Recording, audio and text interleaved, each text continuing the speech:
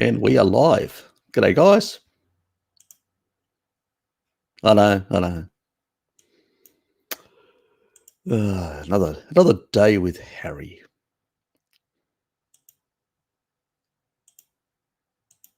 How's it going, Richard? You're not too well, mate. What's happening? Drop me an email. I'll try and answer it sometime next week. Yeah, it's been a bit of a all over the place week for me.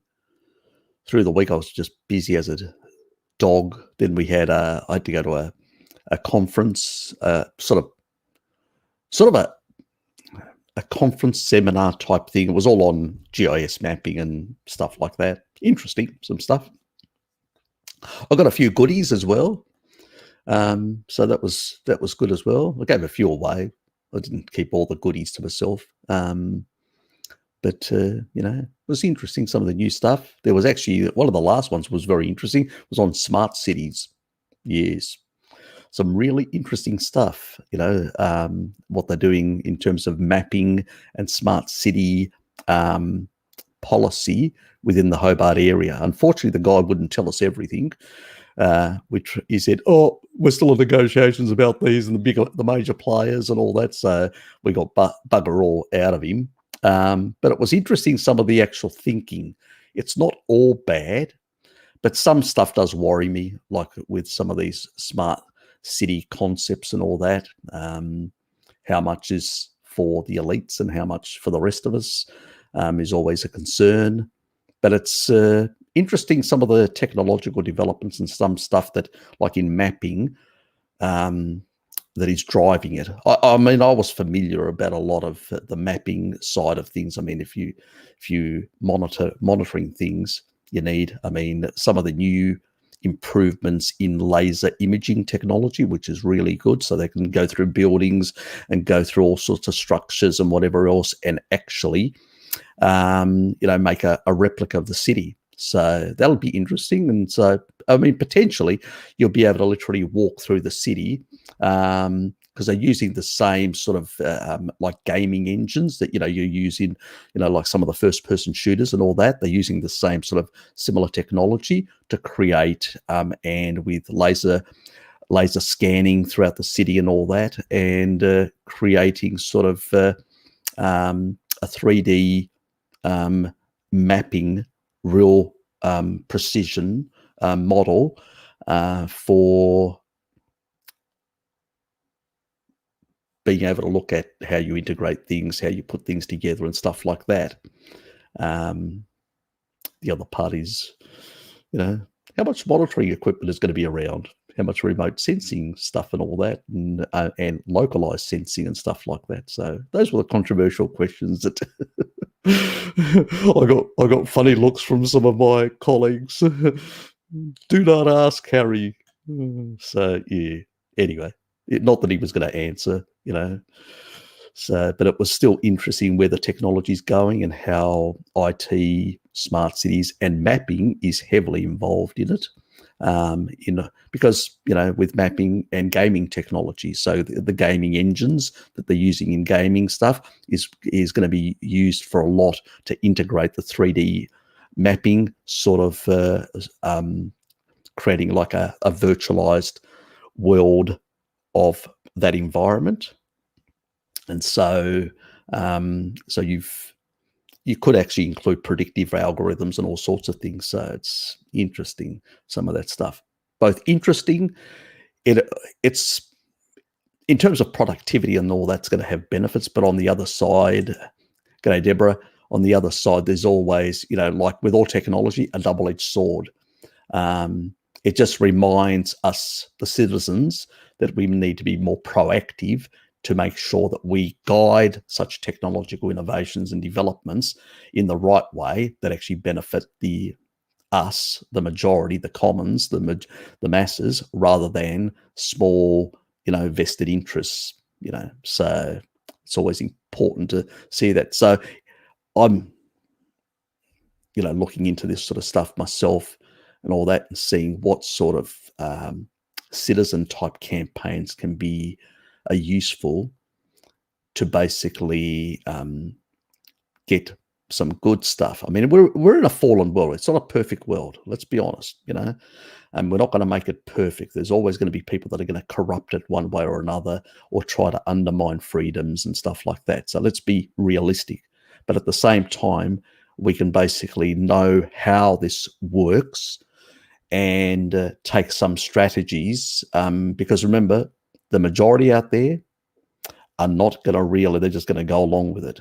It's going to be the more vocal people that really understand some of this stuff and actually take steps to basically say, hold on, wait, you need to put these pieces of legislation into basically protection to protect the rights and to limit the intrusiveness of some of these technologies and how they're used, and also court orders for specific usages and stuff like that. So we need to basically be very smart, because if we're not, they'll just put them, and most of the sheep will say, yep, okay, no problems. It's making my life simpler and easier. Yes, but how much are you giving away? So we need to be the voice of reason, but also the voice that actually puts forward some creative ideas of how to protect our rights and liberties. Anyway, oh no, sorry to hear that, Richard. Yes, it's not a good thing, So I've got a bit of a croaky voice. I've had a couple of people around me that bloody sneeze. Freaking hell. Just hope I haven't caught anything. But yes, I'll go out there and boost my vitamin D levels again at lunchtime. Once I've finished with you lovely people. G'day, Neff. Lukey. Ah, yes, hit that damn thumbs up. Hit the thumbs up. And woo, in that regard, happy Saturday. You're stateside, which basically means we're Sunday here. You're a day behind. So is Lukey.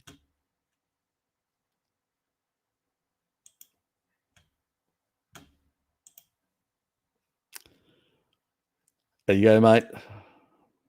I'll call you Ram 1. How do you think that? Ram, as in Ram 1.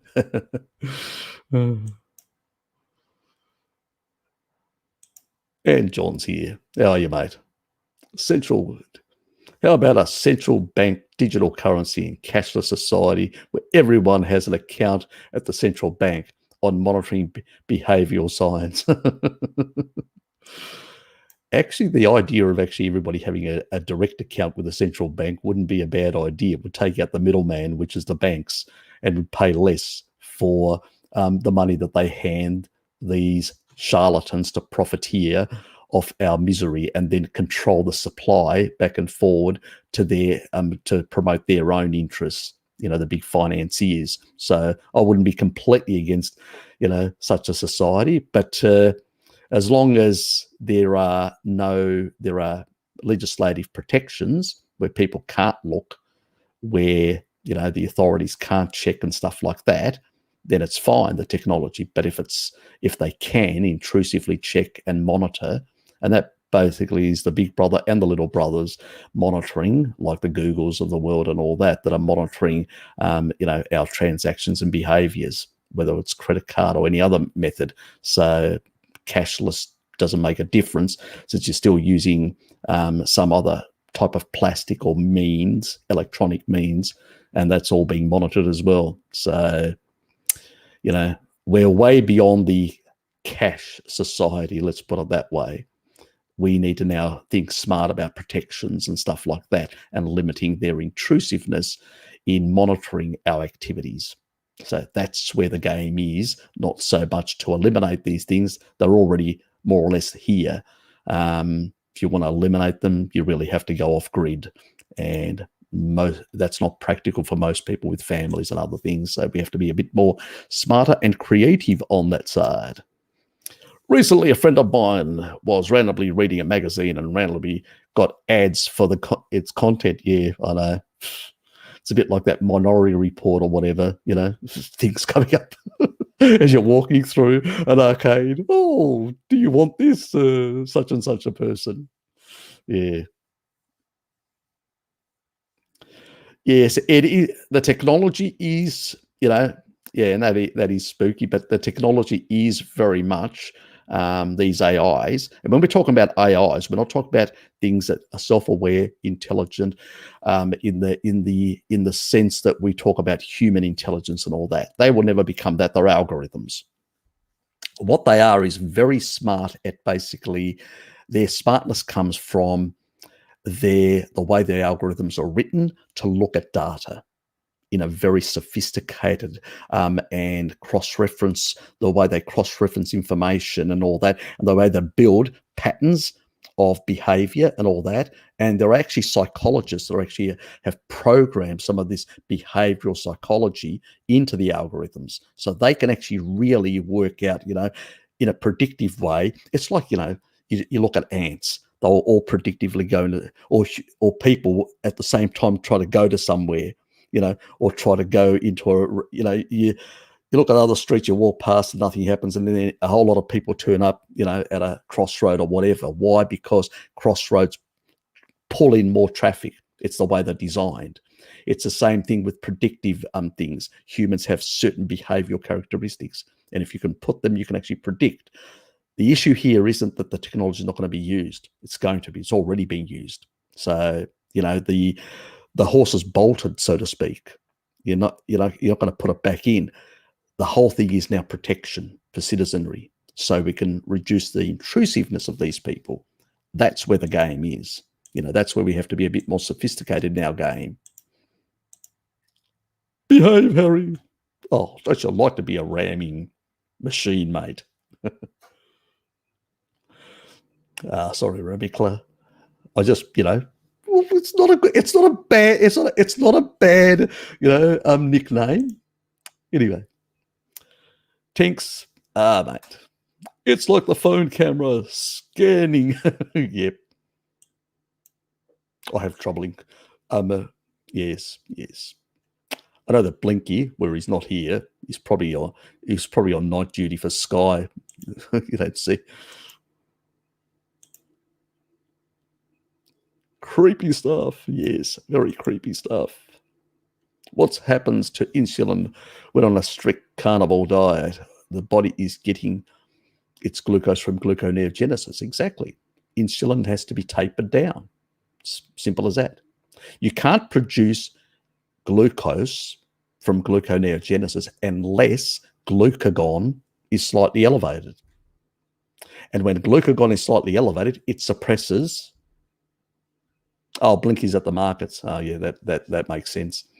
Yeah, it's the time frame, because before he'll be probably an hour late. That's always, yeah, that's right. I always forget, because now we've gone 1 hour back. So we're only 2 hours difference with Western Australia. Before we were 3 hours. So it gave him time to go and shop and then come back and be at the beginning. You're right, Trouble. Yeah, I always forget. So basically, when we're talking about gluconeogenesis, you have to have glucagon in the system.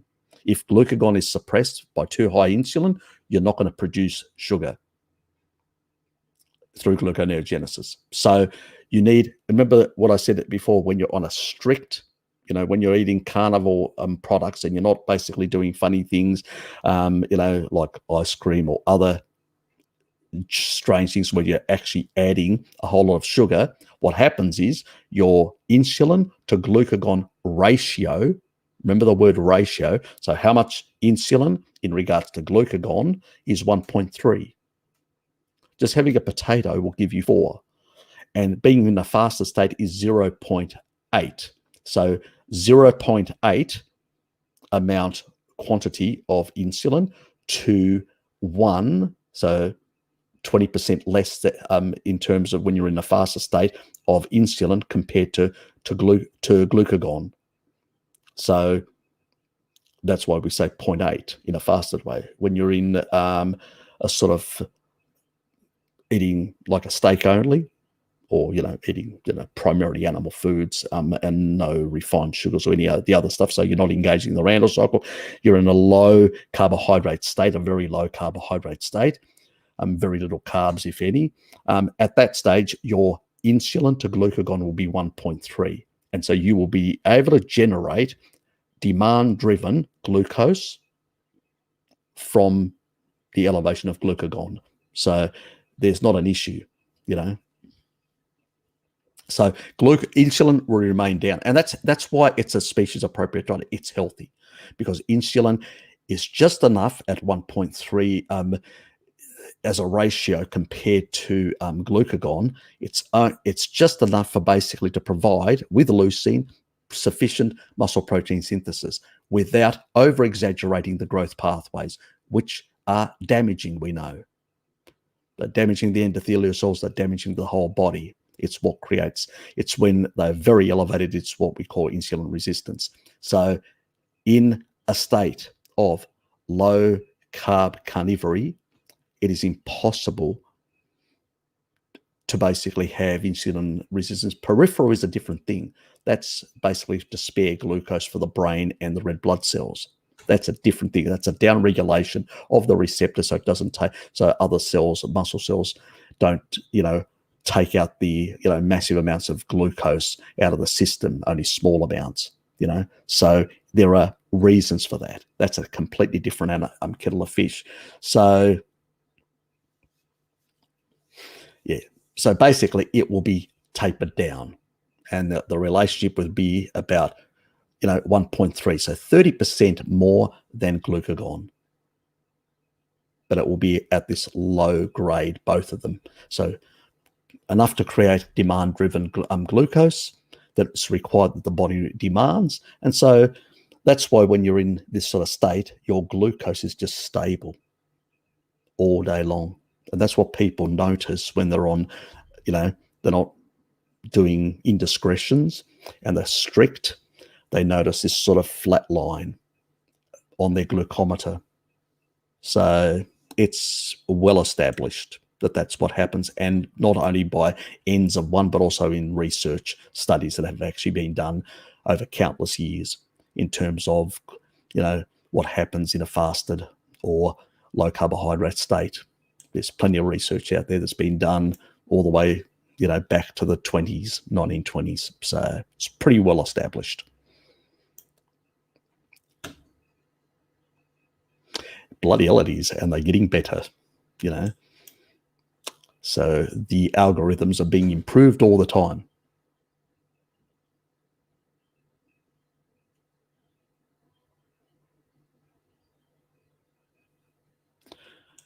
Well, that's politics. That's a different kettle of fish altogether, John. Again, that's politics, how you basically regulate these beasts, so to speak.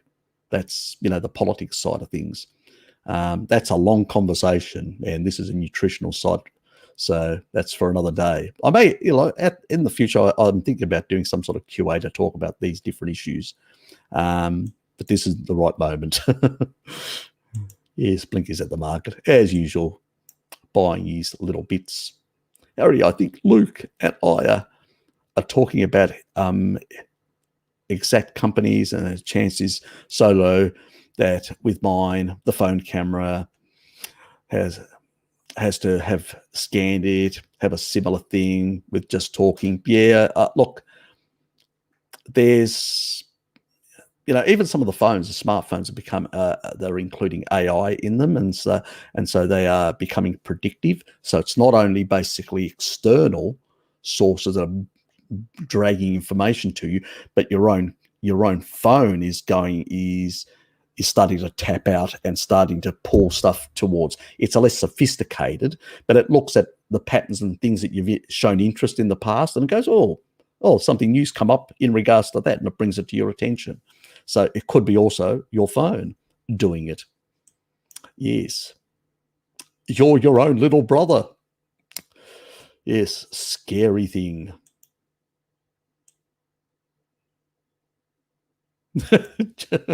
Yeah, I suspect so. Oh, we know Blinky's a bad boy. Yes. We've tried to get nurse trouble, to basically deal with him effectively, but it's failed miserably. We can't pin him down. He's feral when it comes out, that Westy boy.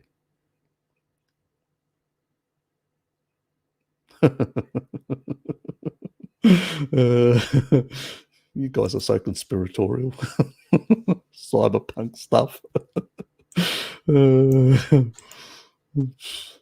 Slimland's new video on weight loss says insulin is not important, but calories is important. What? God almighty. Is he? Says carbs are okay as long as not processed. Says fat's less thermogenic than carbs. What a load of crap. What a load of crap. Now I've heard everything. God. I mean, I go out. People see me when I go out. I'm going out, in with a little. I mean, I was actually with T-shirts here yesterday in Hobart, and everybody else was, wearing clothes. People say, "Oh, you cold?" I'll give us a break. If you eat sufficient meat actually to process actually requires a lot of energy, generates a lot of heat. So, this is all. If you take a look, the majority of people that have got hypothyroidism, aren't they the people that are actually consuming shitloads of carbs? Aren't people that are actually consuming shitloads of carbs in the vegan community and basically have a lot of these issues of being cold and all that? No, it's not thermogenic, my dear. Carbs are basically, because they energize more the electron chain through complex 1. But what that is, it actually means that they're more energetic, but at the same time, being oxidized, they actually increase oxidative stress, ROS, as a consequence. So they're actually quite, damaging when you oxidize carbohydrates, sugar.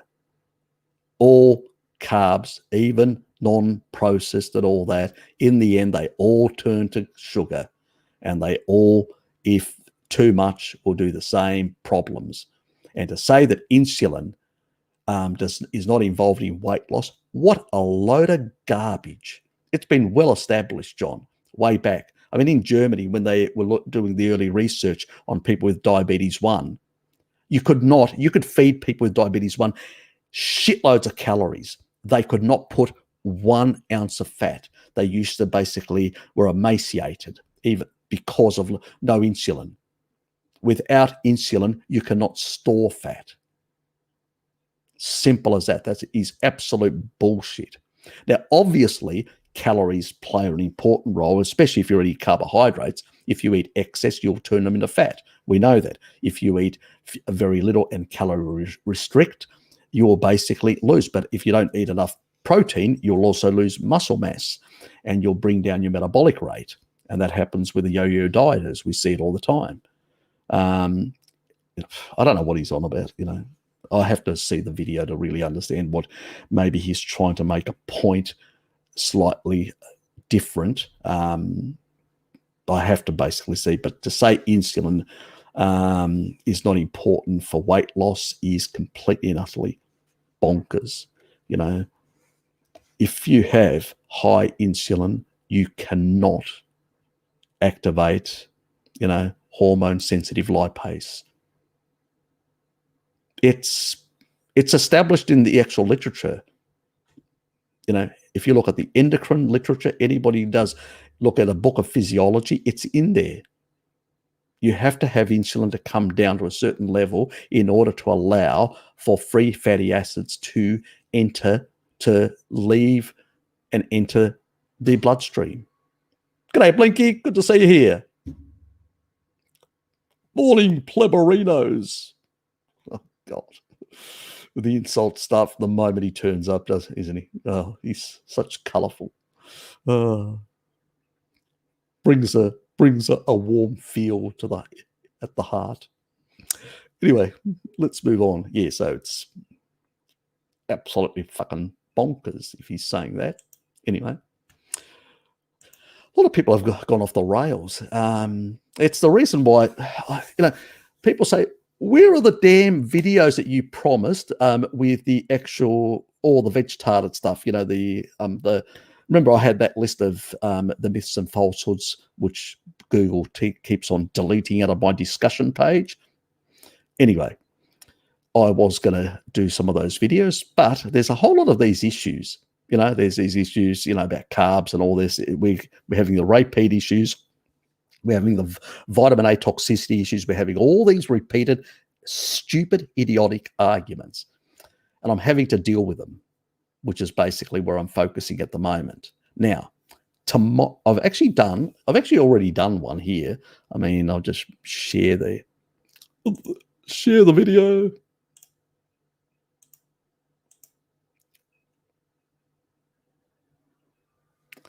That's one that I did last night, as you can see, late last night, and that's basically on, cooking foods and stuff like that. More people talking about, the effects of, I'm trying to explain the effects of aldehydes and stuff like that. The difference between, an animal food, the way it incorporates within that sort of collagen matrix, how it incorporates fatty acids and fats and cholesterol and all that. And it doesn't have the same issues with something like a processed piece of shit like seed oils, let alone if you ignore the other side, the side where the issues of aldehydes and deuterium and all sorts of other things. But anyway, that's a long time. So I've already made it. I just didn't have time to basically, because I have to make the image and all that sort of stuff. So hopefully I may put that out tonight, maybe tomorrow. I thought about adding an appendix to it. So I may actually add an appendix to it, with a couple of other additional points that I didn't make in that. I haven't made up my mind yet. I'll see. I've got another one on methylation. Now, this is the reason why I haven't done the thyroid one yet. I will, but I have to do this methylation one because methylation is involved with the thyroid. This one will, we've got the MTHFR that I've talked about, and all that. I haven't done the choline one and all that. I will do it, but that's not as important. That will come later on because that just affects a small number of people who can't basically go from methionine to choline to folic acid, can't do the conversion. It's a small, like people like myself, very small percentage. I don't see it as that important as a priority, but I need to do this methylation. And when you see this methylation, you'll understand a lot of things, how there's a lot of things that people think about, the B12 and the folate and all this sort of stuff and things like that. Well, that plays a role, but there are other more important things. I'll be turning that whole notion of methylation on its head. And basically for the first time, you will have ammo to realize that why a carnivore diet is so important for proper methylation. That you'll basically say, now I've got the proof, because that's what I'm going to give you. And that, hopefully I should do that tonight, and that will blow you away, and that you'll be able to use against all these other assholes that talk about methylation in the incorrect way. That's one thing. The other thing is then I'll have the follow-on, the thyroid one, and which will be a follow-on on the previous thyroid one that I've done. Another one. Yeah, but I need to complete. It's all about doing them stage by stage in a certain order, which then you guys can understand and get the, put it all together. I'm trying to put it all together in a way you guys can understand it, is the whole thing. So, I've had to basically go in this around way. And the only reason I've been sidetracked a bit is with these other bloody issues that keep on cropping up, whether it's the repeat shit or whether it's the vitamin A shit or stuff like that. So I've had to respond to these things and get some ammo out there for the carnivore community, because other people weren't doing as good enough job, in my opinion, anyway. So that was part of that. And so I see these people like the vitamin A, this Grant guy, and other people like him and the repeat people. They are much more insidious and much more dangerous to our community. The vegetards, we know they're just bonkers. They just talk shit. Their arguments are shit and nonsensical. They don't stand to reason and all that. When you put them under the spotlight, we know it's just crap. So that they're much easier to argue. The myths and falsehoods is more for you guys to be able to use those little clips to go to vegan sites and just basically hammer them with a few good points. That's basically all it is. But we're also under attack as a community, not from the vegetards. They can't do a fucking job at all. They're useless on that front. it's really the repeat people, these other cases with vitamin A toxicity and all these other things. That's where the real undermining is happening against the carnivore community. And that's what I'm worried about, and that's where I'm focused on at the moment. And so other things have fallen by the wayside, as they should. You first protect the home, and then you venture out. So that's the sort of strategy that I've approached. And yes, you're welcome. Return to carnivore diet, but now finding it, I'm not getting any good results, and I'm vomiting fair amount. It has been over a month since I switched back. So what were you doing before, Nick?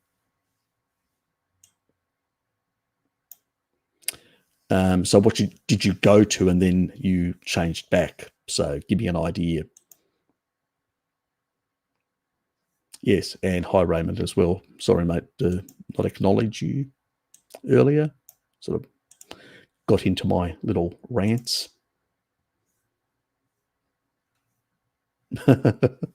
Yeah, I know. He's a sky and butt, slut. He's a Discord slut. Yeah, we know that. Oh, yes, very much. Needs to be spanked profusely and on a daily basis, and that won't help. But it'll make the rest of us happy. Kangaroo population.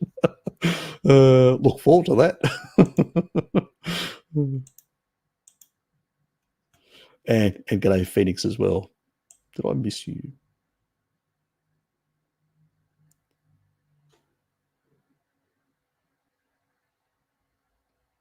Oops.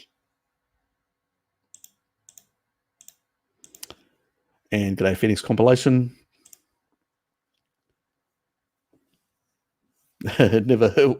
Yeah, exactly. Majority of people that have hypothyroidism is basically people that are eating a sad diet. They are the majority of people out there, as Lukey can testify, because that's what his state was, and his life's been turned around with animal foods and vitamin D. Oh yes, pleberanos. I hope you have your West Australian sombrero on today. It's probably mounted on a kangaroo. I wouldn't be surprised.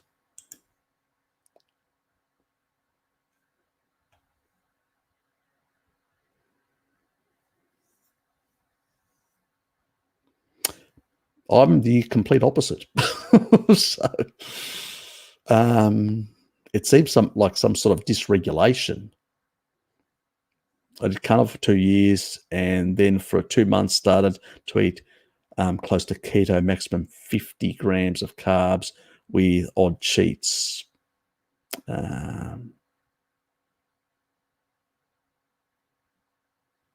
Yeah, seems weird. Maybe it's you just going through a bit of an adaptation back to consuming more meat products. Maybe you transition too fast back, and the gut microbiome slightly needs to adjust again. Give it a bit of time, see what happens. If it persists, let me know. Are you eating enough protein? That's another thing. Are you getting enough protein in the diet? So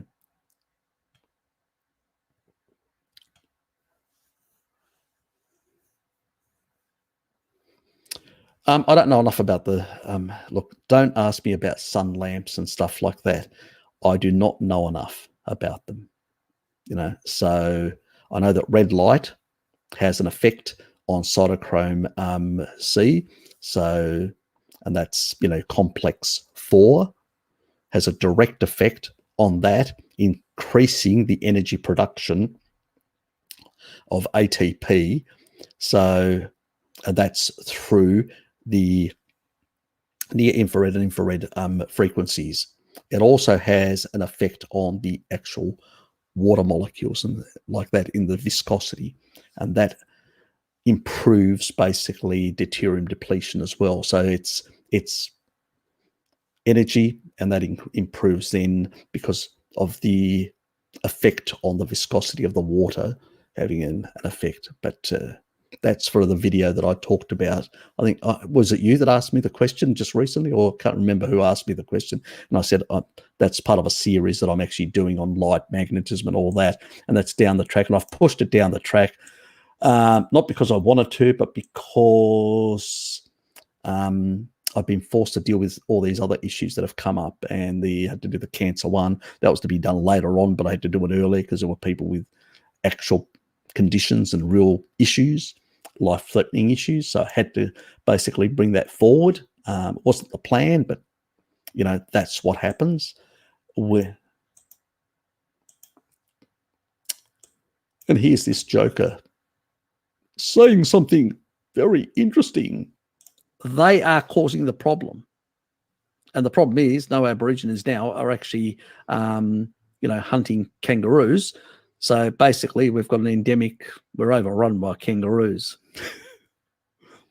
Me and Blinky should go out there with a Gatling gun and just mow some kangaroos down to bring the numbers down to more normal levels. They're decimating the environment.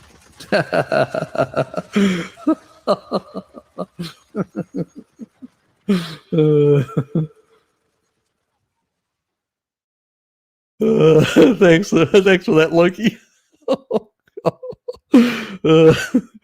My hair looks a mess. But look how thick it is. Look how thick. Look at these big pieces of chunks of hair.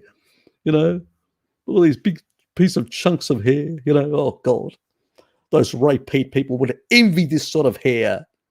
Yes, eat more meat, you friggin' cockwomble repeat people. Anyway, actually I had really nice last night.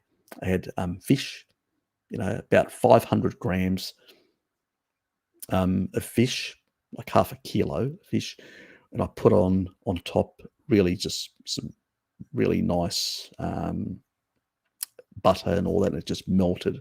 Oh yeah, it was divine, really nice. Anyway, let's move on. I feel hot on carbs too, Nick. It's probably dehydrated. Could be carbs do dehydrate. Look, it varies. It varies. Some people feel, some people don't. It can vary, the effects and all that.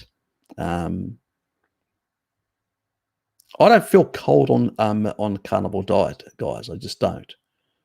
But I'm eating shitloads more protein. Maybe you guys aren't eating enough protein, and you're being too ketotic continuously, which isn't a good thing. We've told you, me and Bart have told you, you've got to not be ketotic all the time. You've got to swing in and out, So why aren't you eating some, there's animal-based, carb sources as well, like dairy products, milk.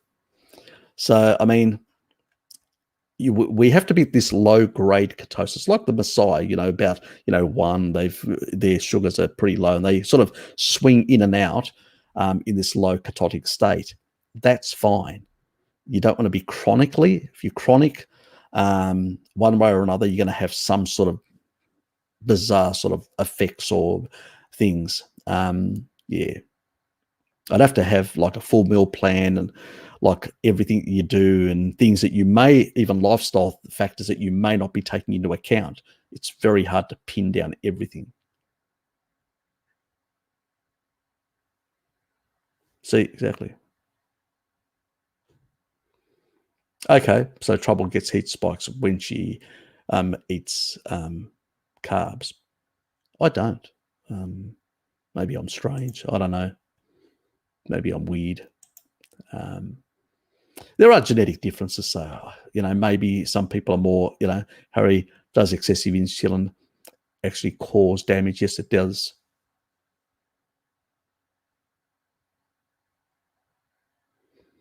It has effects both primary and secondary on endothelial, and so it drives pathology.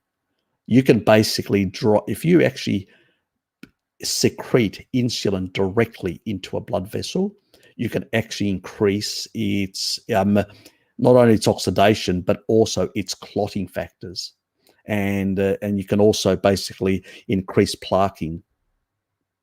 So, it's the reason why diabetics that are given a lot of insulin and all that end up with more plaquing and more calcification. So, yeah, it has. We don't fully understand all the actual mechanisms in a truly way, but we know mechanistically it does happen. We've seen it. We can demonstrate it by, putting insulin directly into the actual a blood vessel. So, but like many things, it's a growth factor. Insulin, IGF-1 go together. They are, as in millions of years ago, they were one and the same. It's just a division of labor, but they go in lockstep. So IGF-1 will overexpress when insulin overexpresses. mTORs sort of will get carried along with insulin IGF-1, but also can activate at a lower grade just from amino acids, while insulin may be tempered down by glucagon. But if there's a lot of insulin and IGF-1, then obviously that will magnify the mTOR effect. It will sort of drag it along, and so it's a bit. It has a relationship, but not like a fixed relationship, like insulin and IGF-1 have a fixed relationship because they were one and the same. If we go back millions of years ago, actually hundreds of millions of years ago, we're talking about, when early life started. Anyway,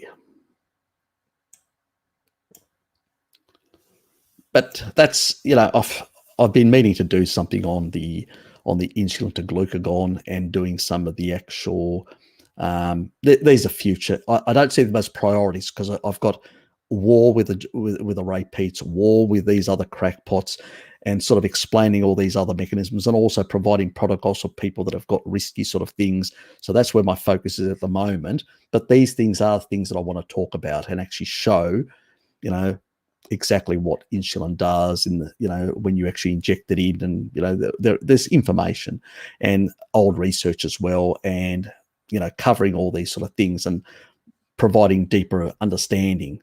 But it's not a priority at the moment. But expect something later this year in regards to insulin, glucagon, and all these sort of things, and some other aspects of how they're interacting in cells and outside cells and stuff like that. So it's interesting stuff for some people. The funny thing is, when I do videos like that, I don't get a lot of viewership because it's only the more nerdy type people that want to listen to that sort of stuff. The average person just goes, oh yeah, whatever, and it's not a big interest for them. They just want other general stuff. So it depends. So that's why it has the priority that it has. Any test for consuming organs, I want up my coenzyme Q10 or any coenzyme. Heart is very high in coenzyme Q10. It's the organ with the highest amount of coenzyme Q10 is heart. And heart's pretty low in most of the other, it's not, you won't get, you can actually eat heart every day and you're not going to get overvitaminosis. So it's fairly safe and very high in coenzyme Q10, which is really good for the mitochondria. So yes, remember those interactions between complex interactions of, between complex 1 and 3 require Co10. Q10, yeah. So right in there. So it's a very important thing. So in a sense, it's like a rate limiting thing. If you don't have enough, it's very hard to produce enough energy. So that's the other problem with statins, that's where they also interfere in energy production. That's why Bart calls them a mitochondrial poison. Anyway, let's move on. You're welcome, Raymond. Yes, the point Slim was making had to do with disputing Jason Fung's views. Okay, that's slightly different. I will, when it comes to Jason Fung, I think short-term fasts are okay. So when you actually initially, even your metabolism sort of drops a bit initially. Then it will go up in the first 3 days, and then it will taper off again. So chronic, but it won't go down low. And that's the thing. Remember that guy that did 385 days, I think, the Scottish guy, all he was being given is supplements. But, as long as you've got low insulin and access to free fatty acid, you can maintain high metabolic rate. The reason why these guys basically actually end up, when they fast, their metabolic rate goes down is for 2 damn reasons.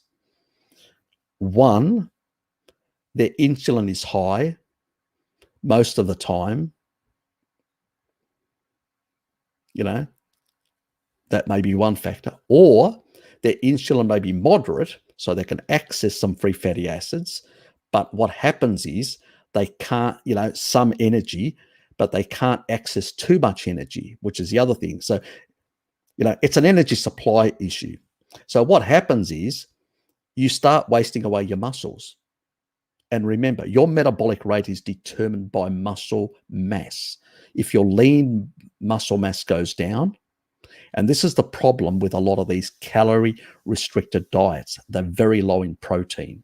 And when you lower the protein, you start eating away your own muscles. And so your metabolic rate has to come down as a protective mechanism. And then it stays down there because you've already wasted some of the muscle. So the muscle has reduced. It actually has less storage capacity. So just think, you can't take up as much glycogen anymore. So your metabolic rate is lower. So this is why people that have got big muscles have a high metabolic rate. And they have a high metabolic rate because they have more glycogen storage capacity. And so they can take all that without converting it to fat or whatever else. So this is the problem where, when you've got, this is the yo-yo dieting thing, when somebody basically reduces their calorie restricts, but they're still eating carbs. You can't access, because insulin is slightly high, you can't access hormone-sensitive lipase. So you can't actually burn fat efficiently. You burn a bit in between your meals and all that, but not efficiently. But at the same time, when you're not getting enough protein, what you do is you start wasting away your muscles. So as a consequence, your metabolic rate goes down. You want to increase your metabolic rate? Most people actually lose weight without doing any exercise. They just eat shitloads of meat and build up muscle. And once you build up muscle, because if you eat quite a bit of protein, you will naturally build up muscle because leucine drives it. As long as there's leucine there, and that leucine will basically increase muscle protein synthesis. And you will increase your metabolic rate. And this is why people sometimes do high protein diets and basically just slim down. Remember the rats in the video that I did about the rats that basically were on a high protein diet, like 70%, and didn't affect their kidneys at all. It was about the kidney thing. But the take-home message of that is that they built big, muscular, fucking bigger rats than the other little docile fuckers. And it was a bigger rat and beautiful hair. Again, hair, protein, nails, protein, all this sort of stuff requires protein. I may look shabby at the moment because I haven't brushed myself and all that and make myself beautified myself, but bad luck for you guys. But the reality is that you need that sort of stuff. And if you don't, now, if you basically do long fast, you need to make sure you're getting in, because remember, you've got an excretion rate of potassium and magnesium. And that excretion rate, like magnesium is very important for energy production. So if you're basically releasing free fatty acids, you will need some magnesium to basically provide energy, to produce energy. So otherwise you're going to get into some trouble. You're going to be uncoupling all your mitochondria and just creating a lot of thermogenic effect, which can be dangerous, too much heat in the organs. So basically, you need to take some supplemental. And this is what that guy that did 380 days, they gave him all the B vitamins, because you still need B vitamins to do a whole lot of, the catalytic chemical processes that all the enzymes do. They still need, you'll get, as you break down tissue from, a lot of that material will get into the bloodstream, all those proteins. You'll stop autophagy. The body will take them up and build new structures. And we'll use some of it to build proteins to do more work as you're losing weight. And the actual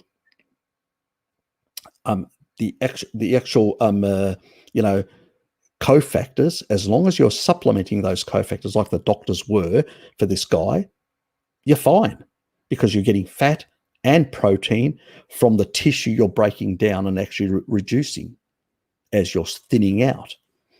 So you've got all that. So you don't need the macros because you got it from your body. You just need the micros, which you may not have enough stored. So, that's how it bloody works. So I don't know. It's, some people just talk these discussions in a vacuous way, without nuancing and explaining all the other intricate components that are required to basically, work with this sort of stuff. And so people are just confused, rather than actually explaining properly what is happening. It's one of those other things. I want to do a fasting video and explain all the different types of fasts and all the different types of nuancing and what affects and what supplementation, when to take things and all that. It's just not a priority at the moment. There's plenty of others out there that are doing it. Maybe they're not doing as good enough job, but I don't have the time. Simple as that. It's something that I do want to touch on because it does annoy me, but I will get it to it, Devox, at some stage. But basically, I think they're both on, probably Jason needs to basically nuance things and explain things a bit better on the supplemental side for the community. And, Saim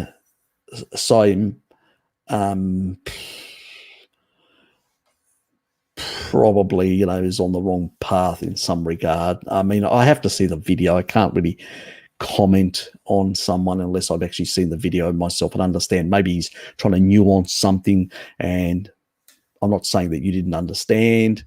Maybe you did understand, and I'm, and I'm on the wrong, being apologetic for this guy. Maybe he's wrong. But I have to see it myself with my own eyes to really basically. But I think that they're probably missing certain elements, where they're arguing amongst themselves, are missing certain elements. Yes, if you do a long fast without supplementing and, covering those sort of issues, yeah, certain issues can actually happen. At the same time, if you include certain other foods and you calorie restrict, you can actually get the other effect, which is basically the issue where you get the yo-yo dieting effect, which we know calorie restriction causes a reduction in metabolic rate because there's not enough energy. It's a protective mechanism, but it also wastes away muscle mass, lean muscle mass, because it's got nowhere else to go and find the glucose. And so it takes from the muscle and turns it into glucose. And this is what happens to vegans. We see it all the time with especially the fruitarian nut cases. They really waste away for the same reason. Elevated insulin, you can't tap into fat. And basically what you end up becoming is an emaciated, skinny fat guy or woman.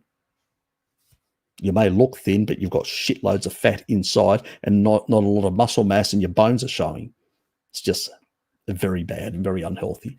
But, that's what happens to these people. But, yeah, I don't know. People just don't argue these things properly or discuss these things properly. Confusing for me why they don't or whatever. Anyway, I suspect that's why you guys come to me. After 1 week on high-dose vitamin D, then what dose in second, third, and fourth week and all that. Just stick, as I said, if you're in the summer, get out in the sun. If it's winter, around 5,000 IUs. And in autumn and spring, because you're going to get some sun, 2,000 IUs. I'd never basically, because remember, g'day Loki, good to see you here. Just reminding people that, you know, if you saw my just previous video, when you increase dramatically vitamin D in a supplemental form, we're not talking about the sun here, because when you do it from the sun, what happens is the body, the excess will get stored. So your stored form, which is 25-OHD, will go up. And you'll see that as Lukey saw that in his blood panel.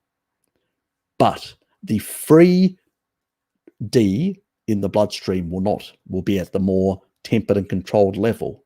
You still need free vitamin D to basically, because there are receptors in the immune system and all that. The only time I actually say, well, flood the body with vitamin D is when you've got corona, the flu, some other viral cold or whatever other infection, because your immune system needs that extra vitamin D. That's when you flood the body. You don't flood it when you're in a healthy state. You give it lower levels, because you would basically get that level released normally if you're out in the sun. If you're out in the sun, you basically, it's between 10 and 20,000 IUs, but a lot of that gets stored. If you're not out in the sun and you're taking a supplemental, I don't want you going that high, because you're going to create an imbalance with vitamin A. So you need still that relationship to be, you know, and ancestrally people would have not taken it in a supplemental form. Simple as that. They would have taken it in food at a much lower rate. So they would have got about 1,000 or 2,000 IUs, and they would have got quite a bit the rest from being outdoors constantly. So that's the other factor. So what we're trying to do is mimic those characteristics, because remember, it does act as a pro-hormone. Vitamin D is involved in up to 1,000 types of different biochemical processes, and vitamin A well over 500. They are still involved in specific type of, you know, effects, not only on the regulatory side. So, you know, and this is another thing that sometimes people sort of forget.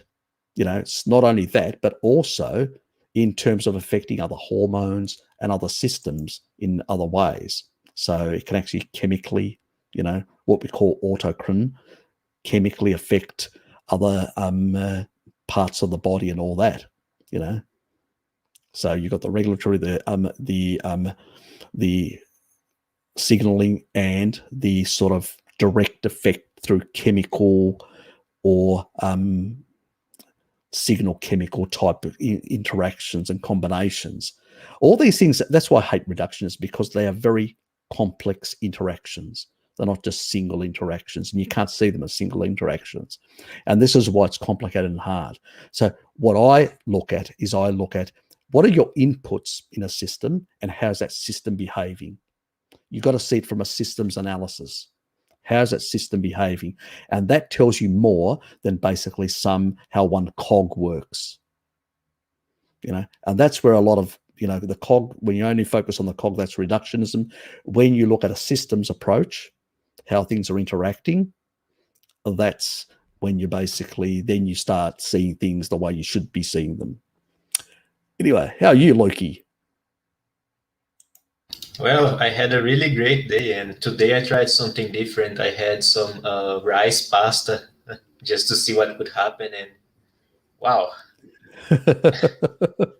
It's like I was sabotaging myself all this time and didn't even realize that feeling afterwards of consuming like regular wheat pasta, that I feel slow and dead.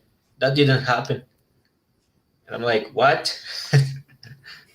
But yeah, just an experiment, I guess. Oh yeah, look, I've played around with things and to see how I react and stuff like that. But sometimes I talk to other people and they have slightly different reactions, and I suspect it's either the dose or genetics or a number of different combinations. Sometimes it's very hard to tease out exactly what it is between there's that U curve, and you know, you may be on one U curve, you may be here, or in the common area, or on the other extreme, or in the other U curve, you may be slightly different. And the different combinations, the varied combinations that all humans are going to be on are going to create slight variations in how they feel, things like that. And that's why sometimes it's so hard to pin it down exactly. So that's why I always say, if you really want to understand something, do something and only that. Don't play around with it. Don't interfere. Just do it strict. Then do the other things strict and see, for a length of time. You want to do it at least for a year and do it strict in order to determine really what suits, what actually, how your body responds and all that. I mean, ultimately, when we look at the N15 data and the N14, N15 data, when we look at the archaeological data, and that's what convinced me back about a decade ago, was basically that I had to include more animal foods in my diet, because I looked at that data. And then, the person, Michael Eads was the person. He actually, I can't remember whether it was in the Low Carb Down Under or whether it was in the Ancestral Health Symposium, one of the two, where he actually talked about the nitrogen 15, nitrogen 14 analysis and some of the carbon-based analysis and all that. He talked about that, and he was the one that actually brought to my attention the institute in Leipzig, Germany, that basically the what is it called, the anthropology and primate. Can't remember the end of it anyway. But that institute is basically the one that basically focuses on both anthropology and primatology. And basically provides a lot of that information. They've got shitloads of data on isotope analysis that they've done over the years from all over the world, because Germany used to have a big, illustrious, before the Second World War, illustrious history, archaeological history, very big, bigger than many other countries. Most people forget that. And they had so many specimens from all over the world that when you actually look at that, you actually find really good data to basically hang your hat on. And that's what convinced me that carnivory was good, because you can't have a species that has adapted to a diet over 3.5 million years and basically then for somebody to say that diet is inappropriate. It's just ridiculous. Right. Now, some people may do slightly better on 100% carnivory. Some people may have had more recent adaptations because of the last 12.7 thousand years, or roughly 13,000 years of that, where we've actually, when the mega beast, the final sort of collapse of the mega beast, and we started transitioning into other plants and stuff like that. There was a transition between 125,000 years and 75,000 years where there was a lot of climatic changes within that period. And that period was also when the ApoE22 gene came out as well, like the previous one. I've talked about this before. But those changes happened because the sort of fauna started changing. We also became very successful. We spread throughout most of the planet. We were very successful midday persistent hunters, and as a consequence, we basically increased our numbers, but also we were slowly but surely decreasing because we were just hunting big animals, but we weren't domesticating and producing like in a regular way where you produce a whole lot of animals. So we were basically killing off our food supply very fast. People say, oh, humans are not like, we have this concept. We're like, no different than rats or rabbits or whatever. They breed like mad, and then you see a population collapse because you've killed off the food supply. If you don't have something controlling a predator, they go out or any species, in any environment. And because we left our environment where we were kept under some control, there were a lot of cats in Africa and a lot of other animals that basically limited, how successfully we could have been. And that's why we only see now populations exploding in Africa rather than in the past, something that people aren't aware of. And that's because of people urbanizing and all that, and populations growing, like happened in Europe and other parts of the world where urbanization took place. That's what's driving it. But before, you had small tribal groups like the Maasai and all that, and you can't really grow substantially because you've got limitations of the environment and also the animals that you can access and other tribal groups and all that. When you leave Africa, you got the whole world to yourself. So you go ape shit. And that's what we did. We went ape shit and just spread throughout the whole planet and just basically took on everything. And we grew in numbers. But that also was to our long-term detriment because we didn't manage the resources of the land. We just basically slaughtered big fatty animals, and then we brought about a mega beast collapse. Obviously, also that was precipitated also because of environmental effects, but also the high stress that we were putting on these animals in limiting their numbers. So all that came together, and we know that quite clear. The Aborigines turn up in Australia, and within a very small amount of time, the mega beasts are wiped out. That was no environmental effect. That was humans. So let's be quite clear about that. People try to make bullshit, but, that doesn't stick because something similar wasn't happening in other parts of the world. So if there was some global sort of thing, it should be happening uniformly, and it wasn't. So it's quite clear what humans were doing. They were hunting big animals. And as this happened and the numbers started declining, as a consequence of that, they had to forage more. That's why people shifted and started getting tubers and stuff like that and other things. These things came later. That's what then put that effect, that pressure for the alleles to change, to shift. More of the alleles to move away from the ancestral ApoE44 to the ApoE33 in the majority of the population, and then some even to go into the more extreme one, which was the ApoE22, which they will basically not even take up efficiently, nearly blockade the uptake of chylomicron remnants. Very little goes in. So it really slows the whole thing. And so the ability to basically, that means you're able to eat more sugar. That means have more sugar in your liver without the risk of getting fat coming into the liver at the same time in large amounts, which is what happens in ApoE44, the ancestral. Those people were ancestral. They did not consume, very rarely, seasonal bit of, maybe a bit of fruit here, a bit of honey or whatever seasonally. The majority of the time they were eating low carb and eating animal-based nutrition, highly carnivorous nutrition. That's what the N15, N14 data shows, and that's also what their alleles, the ApoE alleles, demonstrate. It's only when these environmental, these changes to the food supply and all that, and shifting of certain other foods, and that's when also our brain shrunk by 10%. When you look at Cro-Magnon man or early Homo sapiens, we moved from Homo sapiens to Homo sapiens sapien, which basically had a reduction of 10% in brain mass. And this is before agriculture, way before agriculture or domestication of animals, because our food supply was shrinking and we were forced on to supplement with some tubers and some other things. That's what was happening to get energy, because also with the planet warming as well, naturally. What we had, I thought I'd throw that in, controversial point moment. Did you hear that, YouTubia? And as that happened, the animals need less subcutaneous fat for thermoregulation. So even our major energy source shrunk.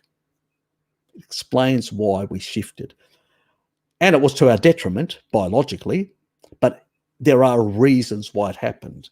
So when people say, people 10,000 years ago, 12,000 years, 15,000 years ago, yeah, but that's because out of necessity. But they also shrunk. They became smaller. They weren't as big, muscular, or like you go back and you look from Homo erectus onwards. You see these massive human hunters eating shitloads of meat and building massive muscular and skeletal structures, and then they shrink because of not enough protein and fat from animals. That's the thing that is driving that down. And it's very important that people understand that sort of stuff. So anyway, cancer protocol, before my meal, before, is that what you mean? My meal? Should I use all these? Look, I'm actually, I would say, I'm I haven't done the fisetin thing yet. I need to do the fisetin thing yet. Curcumin can be used. It's But I would basically give resveratrol a miss at this stage. I don't believe in resveratrol. I don't think it's a good thing. And 5 to 10, I need to make that video because it needs to be, because there is an effect on mTOR, so it has to be done in the right way. So I'll do that. If you really want the quick and dirty explanation, basically you take it for 5 days and that's it, and no more. For the rest of the month, you don't do it. And then you do it again the next month, and the next month. You do it for about 6 months, and then you give it a miss for 6 months. Because I don't want the body to get into this sort of really catabolic state. We want to basically clear out the damaged organelles with big doses of 500 milligrams, which is 5 tablets. There are some supplements that have 1 tablet as 500 milligrams, but they're hard to find in most parts of the world. So the brand that I got is 100. So you take 5 a day for 5 days. And then you basically allow that to kill off a lot of the senescent and cancer cells, and then for the body to reabsorb that material and build new healthy cells. So that's the whole thing. We're trying to reduce the damaged stuff in your body to limit the ability. But obviously you need to also be on a low carbohydrate ketotic type diet. You need to keep insulin down pretty much. So your insulin to glucagon ratio needs, and it's not the protein, it's the carbs. You cannot afford to consume carbs, and you need to do all the components which also cover the not only the senolytics but also the suppression of lactic acid. So yeah, you're right on that regard. Drop me a line, Devox. I just can't remember at what state your cancer stuff is. Just drop me a line, because just drop me a line. We'll have a bit of a chat. I'll give you a few pointers, and just let me know also what your recent tests have been like, what they've indicated, and stuff like that. I'm still trying to work out, trying to find a local company that will do certain tests which are in regards to senescent cells. I still haven't been able to find in Australia, so I'm still looking. That's the reason why the whole that video is being held up, because I can't basically I need to find the people that basically do the testing. So that's my hold up at the moment. So yeah, that's my excuse anyway, but it's a valid excuse. Anyway, it's Blinky. Blinky's making some comment.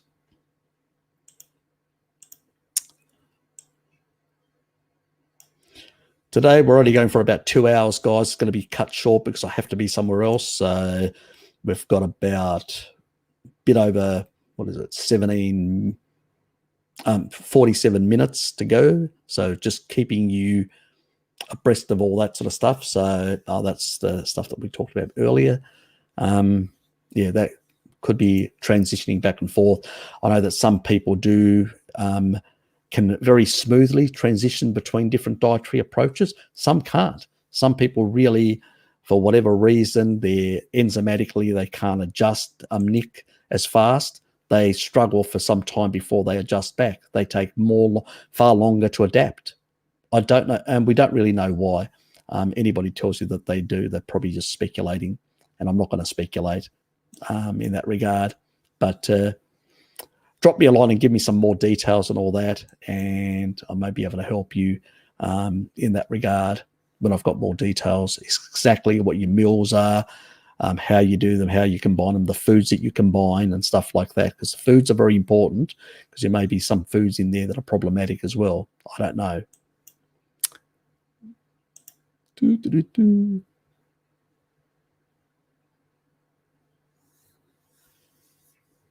Yes, and any health-related conditions as well.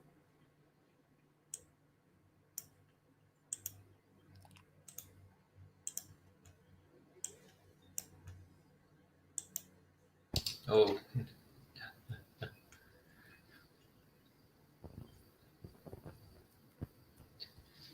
Phoenix made that. He told me to share that with you. It's unlisted. Yes.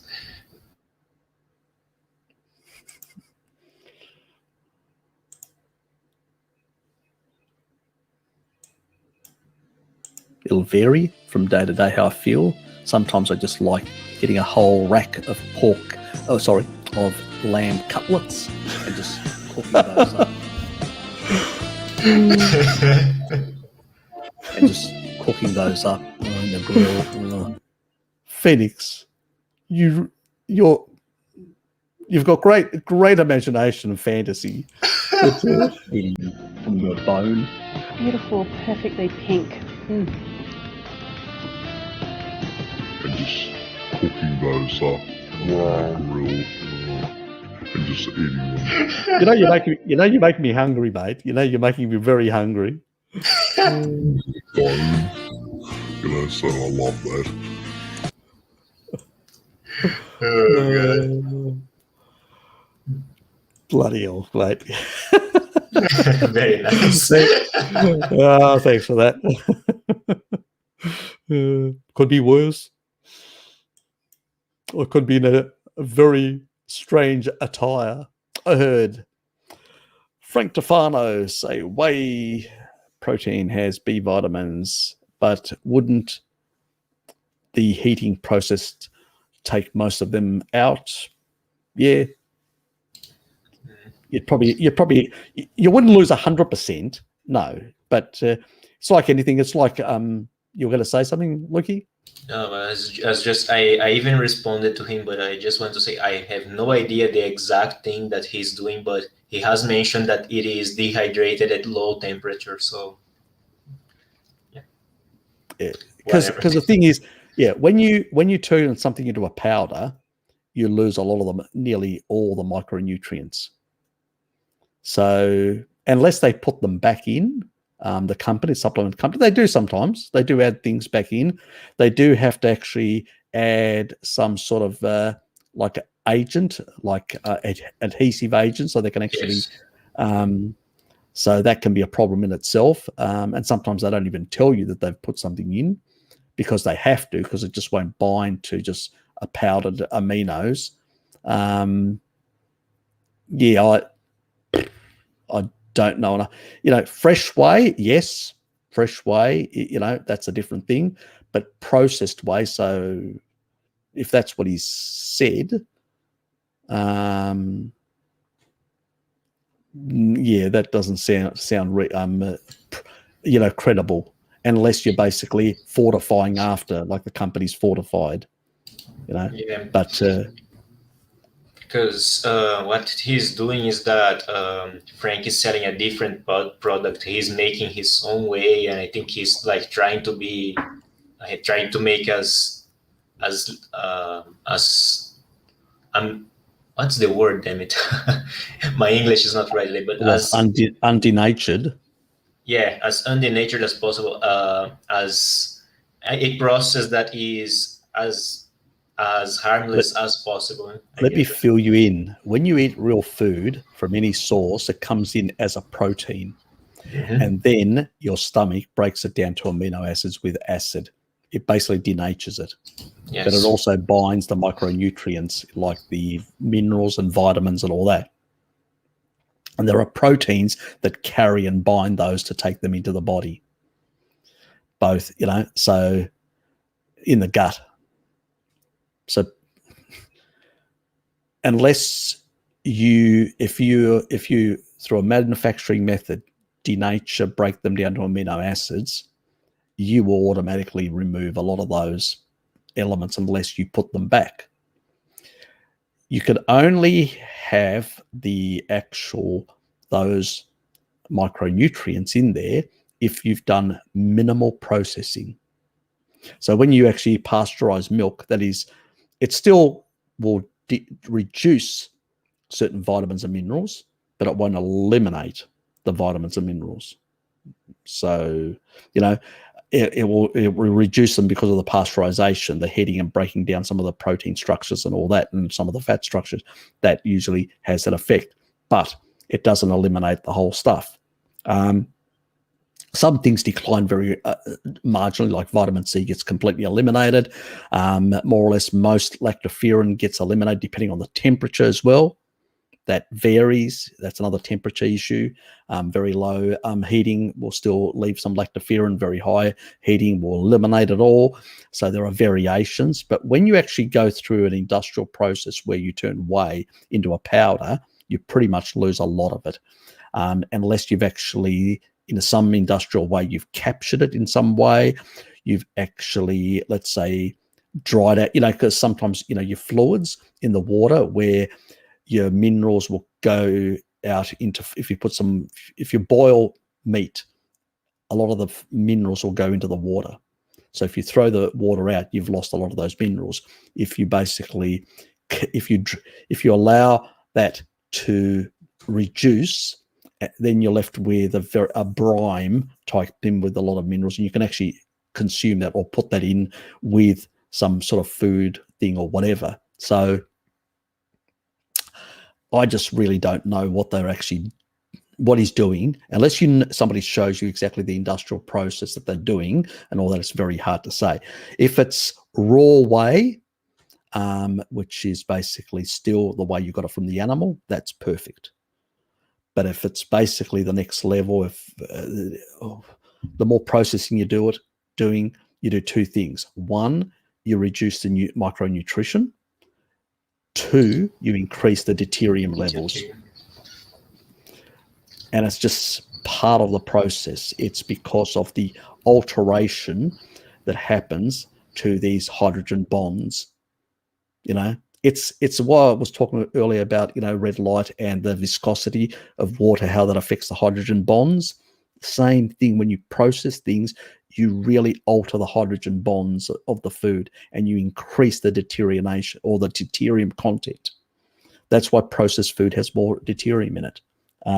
That's why it's so bad for the mitochondria. It's just the reality. That's why I don't recommend protein supplements, as powders and stuff like that.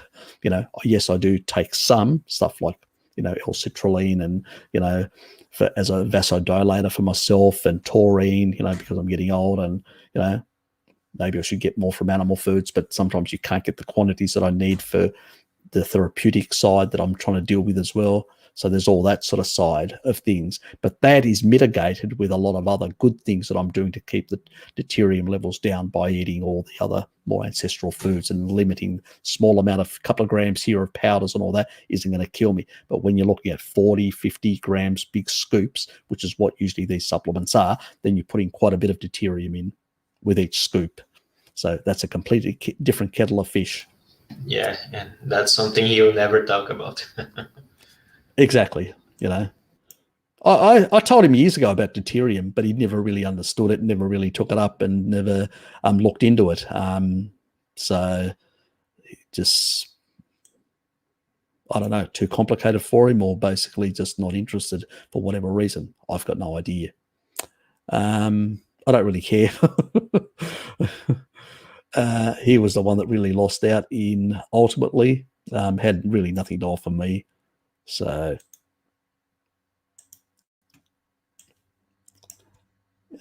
he's not a bad kid, but he lost his damn way. Let's put it that way. Yeah, that's the previous one, isn't it? The one that we've already seen. Yeah. Yes. Yeah. I thought that was the case. Conversion of glucose to fat inefficient, so high amounts of heat yield. The reaction, conversion of glucose to fat inefficient, so high amounts of heat yielded in the reaction. No, that's oxidizing. Oxidizing sugar in the mitochondria increases and the other thing that I was talking about, heat, is about when you're actually fasting, you can actually uncouple your mitochondria because you don't have enough magnesium. Because remember, magnesium ATP, you can't create ATP synthase without magnesium. As your magnesium levels drop when you basically go into a fast, you basically also increase your uncoupling. That means your mitochondria uncouple, which means that they don't produce energy, they produce heat. a bit like brown adipose tissue. Now, some uncoupling can be a good thing because basically you're not using that energy and you're wasting it away as heat. It accelerates the weight loss. But chronic can be unhealthy because you still need energy for a whole lot of biological processes. So that is the reason why we talk about that guy, the 385-day guy that actually did in Scotland. He was being supplemented. All these things, magnesium, potassium, all the electrolytes and a number of other things, the B vitamins, the fat-soluble vitamins, all this sort of stuff. Oh, sorry, not the fat-soluble vitamins, the B vitamins, because the fat-soluble vitamins, you've got stored plenty in your fat tissue as you're basically releasing it out as you're losing weight. But the B vitamins and the electrolytes are the key things that they put in there to reduce the uncoupling effect, which too much heat can cause problems to organs as well chronically if you do it for too long, and effects on hydration as well, hydration balance within the cells. I'm not going to go into the esoterics about all this sort of stuff. That's for another day. But suffices to say that if you're doing a long fast, you do need to take the appropriate micronutrients, which are important cofactors for enzymatic catalytic processes in the body. Anyway, let's move on. Okay, low temperature dehydration. Yep. Yeah, look, I don't know enough about I'm not a supplement maker or into supplements that much. So I know the deuterium side, I know the micronutrient loss from that's out there, and the only way to put that back is the micronutrient stuff is to basically fortify it like they do with food, which is kibble that doesn't have any nutrients, and or the fake meats that they fortify with stuff. So yeah, not a good idea. Partners for it to sleep in a hot room, to be able to sleep in a cool room, better for health. Yep.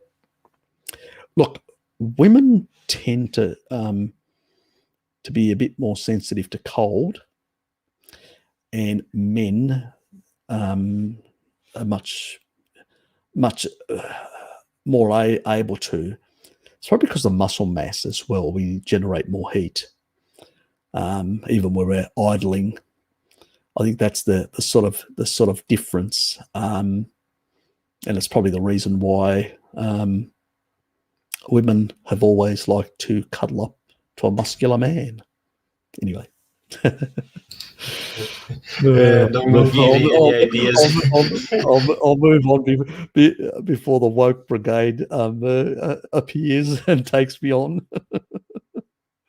What did he say? How inappropriate. Man, woman, God. Even there, I'm in trouble.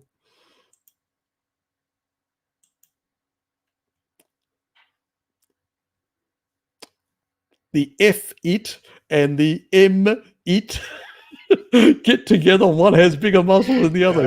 Is that more appropriate for you?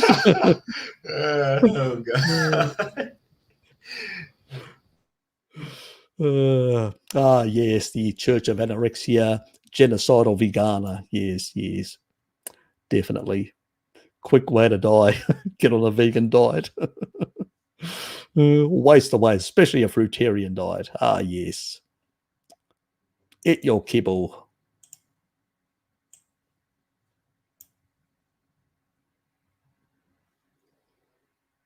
Oops.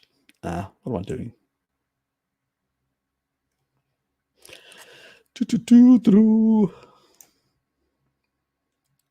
Oops. I've lost my place there a bit. Anyway. Protein wise, I get easily over 100 grams. Fat weight was under 8.5 stones. God, people have to use stones. Conversion. Please stand by. Use metrics, please. Use metrics. Okay, Yeah, 50. Okay, 54 kilograms is 8.5 stones. So let's just do the cakes. Oh, he's light. He's a light boy, or man, or Yeah. I better No be idea. careful what I say. Uh, Are you transitioning? Just kidding, Nick. wait, I better be careful, makes it worse. Oh well, down the rabbit hole of bigotry. Yes, I know. Oh god. I think you got a laugh out of it as well.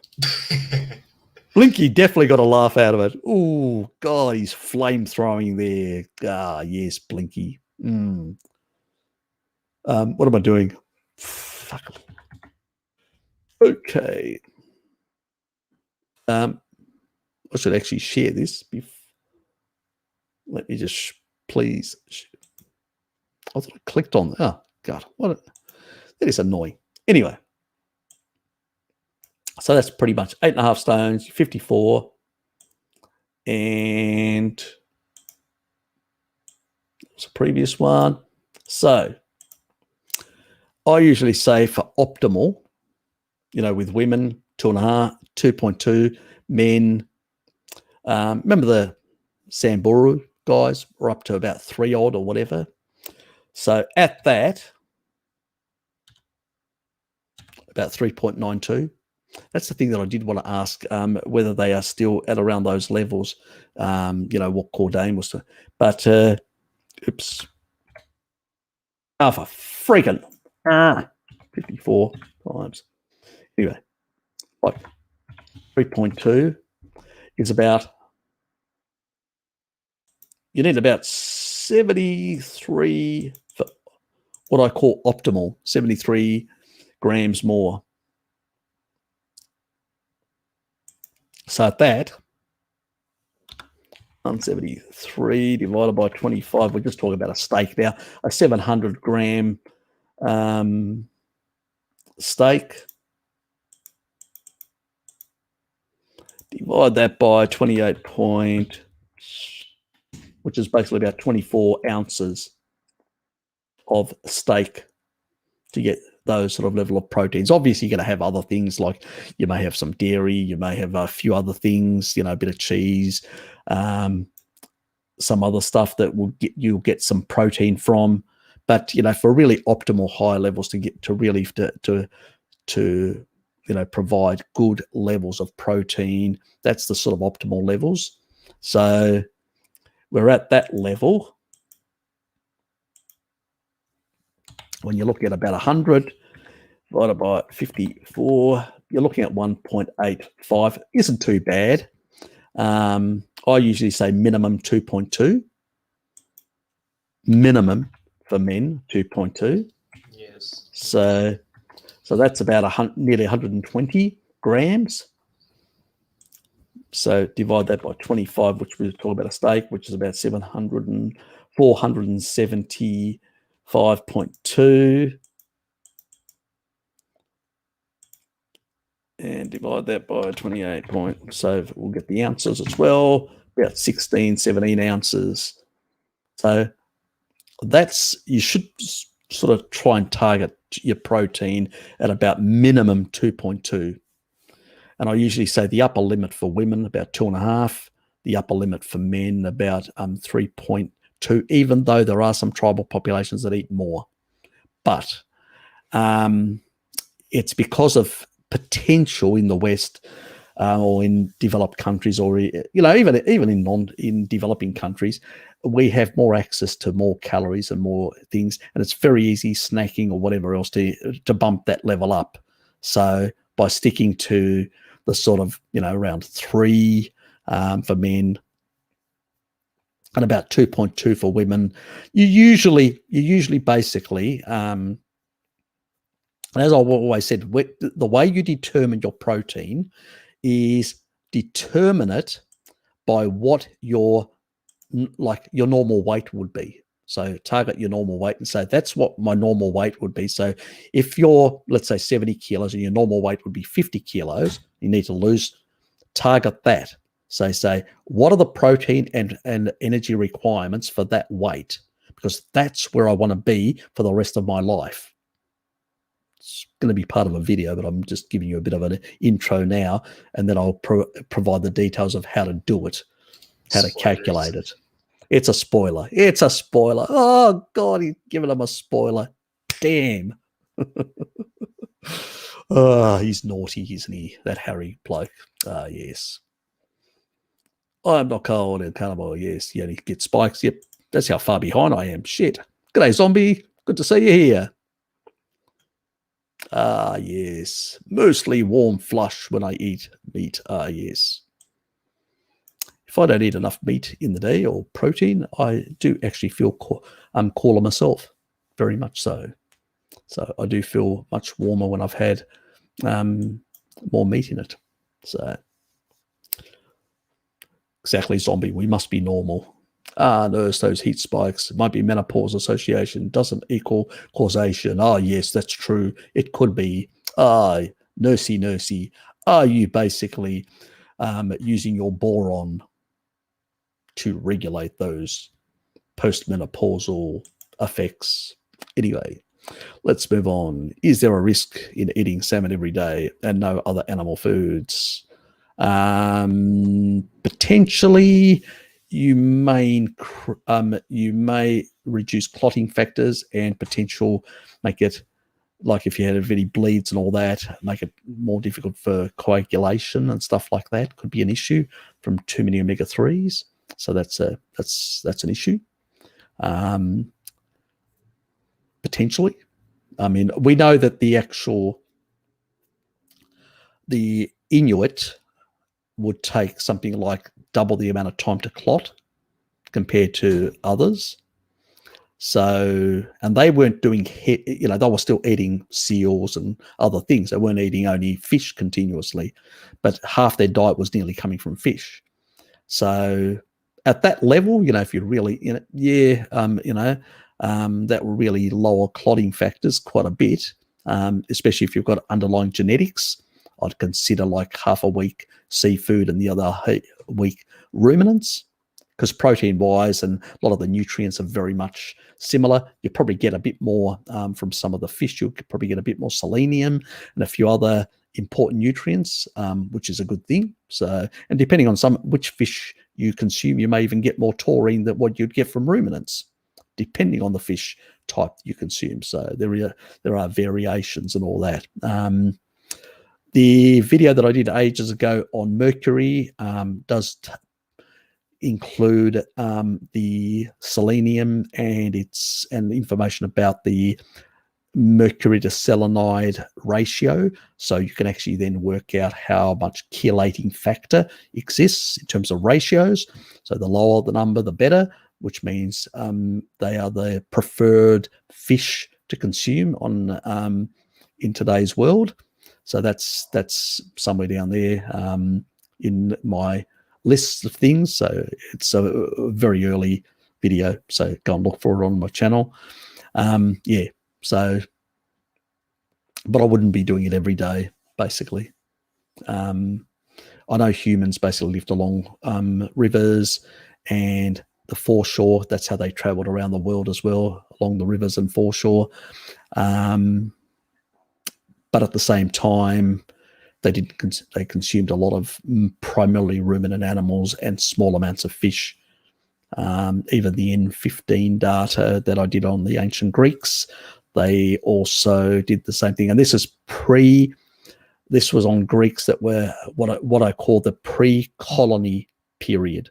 That means before the Greeks colonized the Black Sea and southern Italy, before they ventured out and they stayed in the Greek world, which they had limited trade and stuff like that, and limited things coming in from grains or stuff like that coming in from other parts.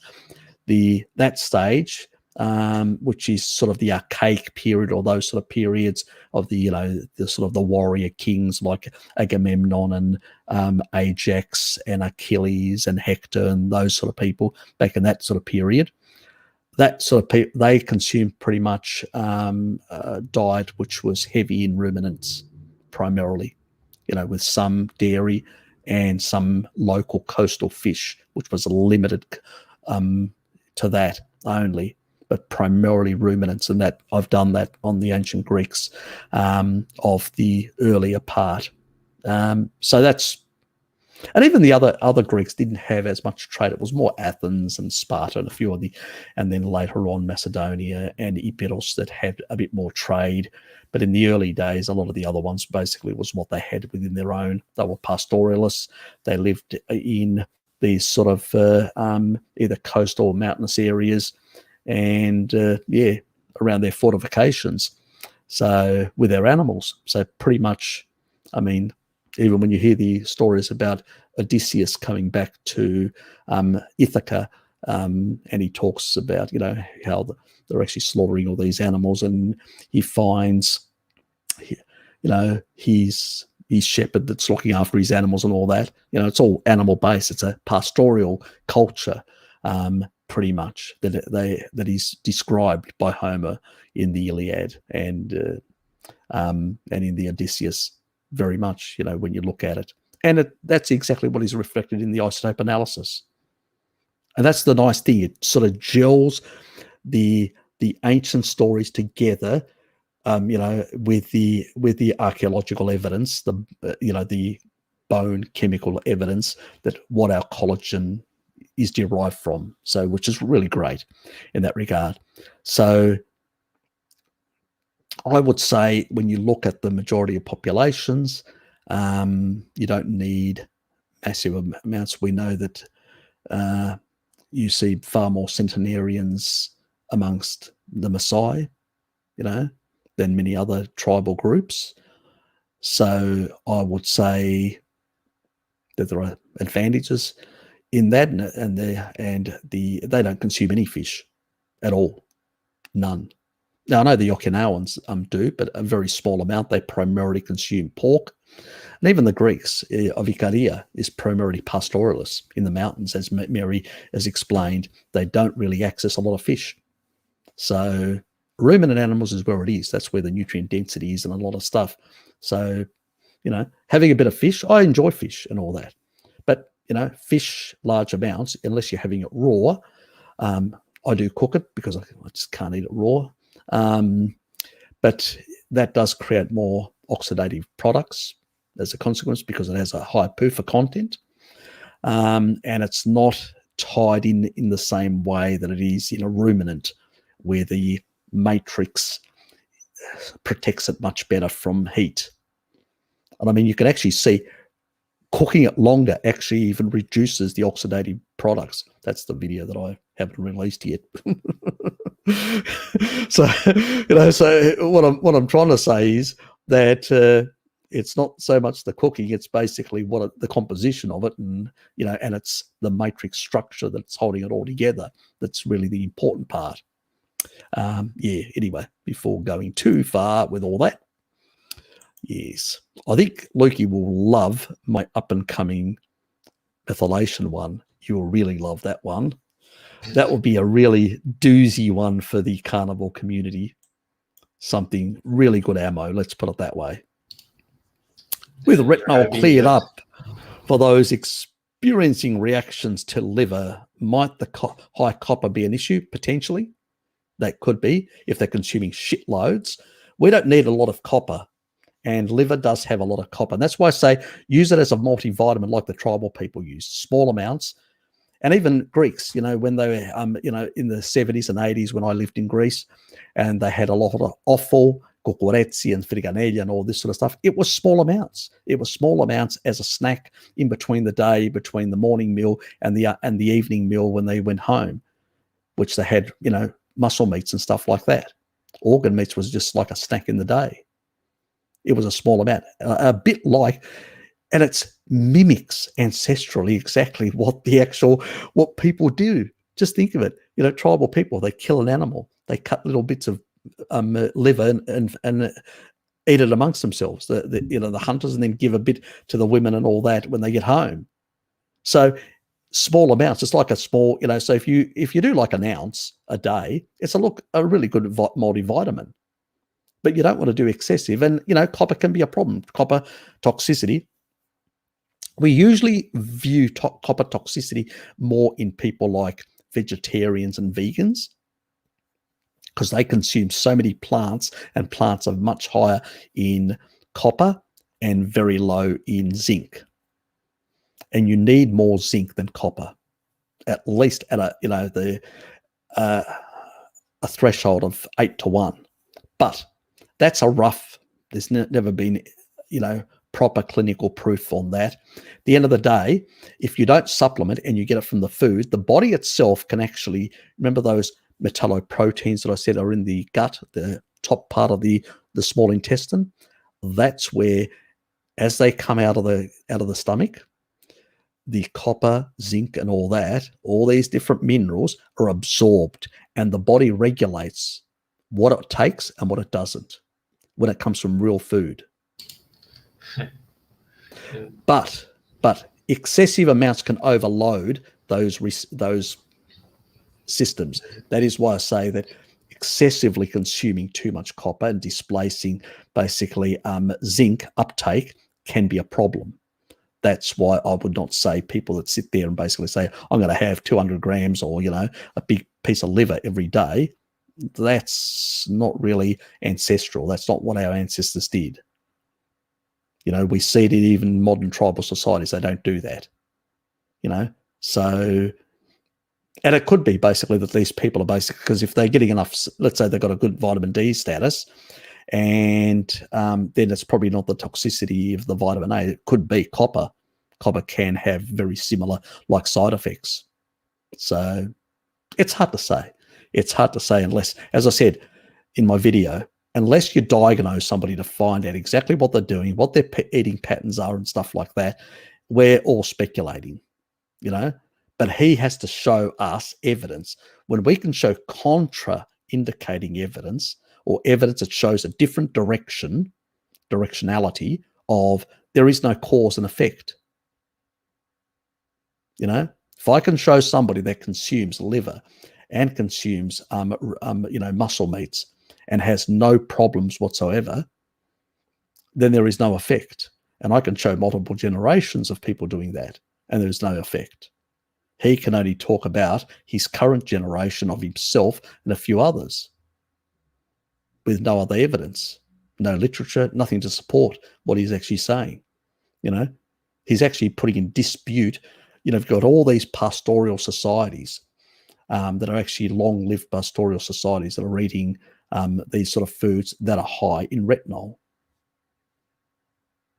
What he's doing is very dangerous because he is potentially creating an imbalance and potentially a vitamin D toxicity in the long run if they supplement these people and they're suppressing the amount of retinol they're taking up. That is very dangerous. And also for rapid calcification as well. Because if you don't eat these foods that have got retinol, you tend to not also eat the foods that have got also MK4, regulating calcium and putting it in the right place, rather than the soft tissue, which what vitamin D will do and will calcify your kidneys and cause kidney damage as well from too much calcification and other soft tissue, calcification processes that can be unleashed if vitamin D is not controlled, regulated properly, because they work synergistically, all these things. Yeah, look, I worry about some of these people, that go on these crazy things and all that, as if people in the past that ate ancestrally and combined a number of different foods. That's why I'm not into the muscle-only type of carnivore either. I do like combining a few other different things. A bit of organs, but not a lot. You don't need shitloads. You only need a bit, because that's how ancestrally we operated. We've domesticated certain animals, and so a lot of us can cope with dairy products, so it's not an issue. If you can't, don't do it. The same thing goes with eggs and other things like that. They've got their value in their place. Yes. Okay, Harry, have you heard of binge or white fat acts like brown fat? Yep, I have. Beiging can actually happen when you are either fasting. Fasting actually increases the beiging effect of white adipose tissue, and so does ketogenic diets. Has this beiging effect. It actually increases the actual uncoupling effect as well. So, yeah. that's what does happen. That's what the literature. I mean, I know Ben Bickman has actually talked about this Beijing effect as well in terms of some of these uncoupling processes that do take place. I've seen some of the literature and some of the stuff that he's been involved with as well, and a few others. So it definitely, this is old news. I've heard about it. But at the end of the day, there is only so much you can actually. There is a constraint. There's only so much you can actually do in that regard. There's a rate limiting effect. I mean, when you're a child, when you're born as a child, the majority of your fat is brown adipose tissue. That's why kids don't feel the cold. They are very warm because of that, you know. So, and they are producing shitloads of heat. That's why they can cope in the, you know, as you get older, you lose your brown adipose tissue. And that's why you can feel the cold far more as you get older and older.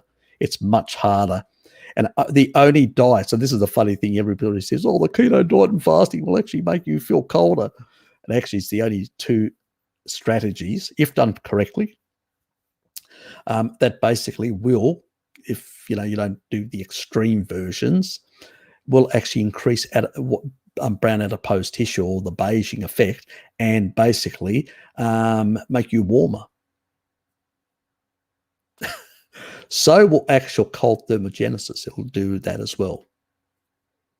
So use, the sort of hot, cold will do that as well. So especially the cold.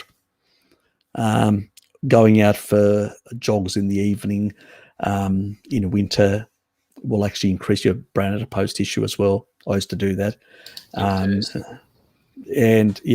I used to do that, and basically I can tell you I was like basically even warmer than I am now. I was like a freaking, one of those electric blankets. That's how it was described by my partners, my past, so yeah. It does work. It does work. It does increase brown adipose tissue. Let's put it that way. So there's a lot of things you can do, but it's not things that it's things that were interesting, in things that I did experiment a bit with and all that, but it's not things that I chase necessarily nowadays. Anyway, people want to play around and do that. Yep, fine. I've got no problems. Their body, not mine. They only happen on carbs.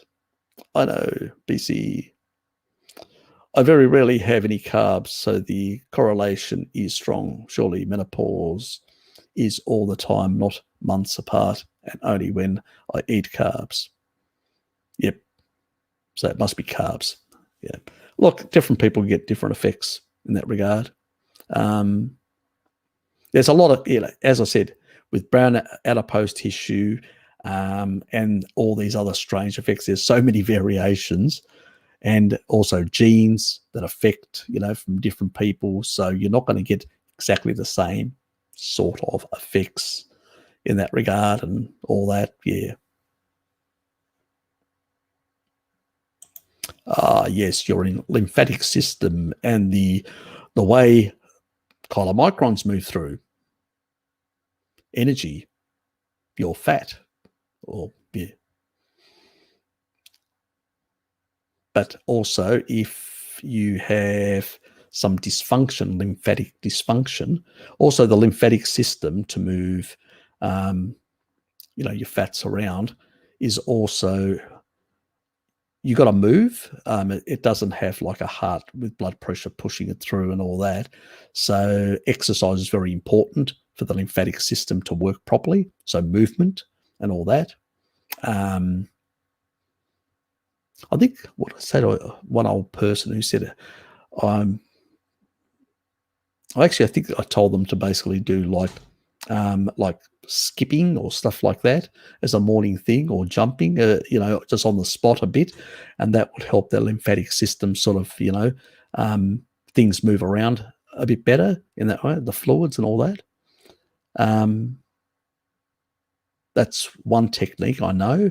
I know that basically for cancer people in Western Australia, one of the hospitals there, they use a similar technique to improve the lymphatic function. and they basically, and also to improve the sort of this, by improving that, also improving sort of cancer outcomes. And what they do is they lay down different little obstacles where they get these people to jump over, and they also get them to do sort of like impact exercises and sort of those sort of movements where it sort of has a stronger effect, it seems, on the lymphatic system. It's just general drainage, the way it works.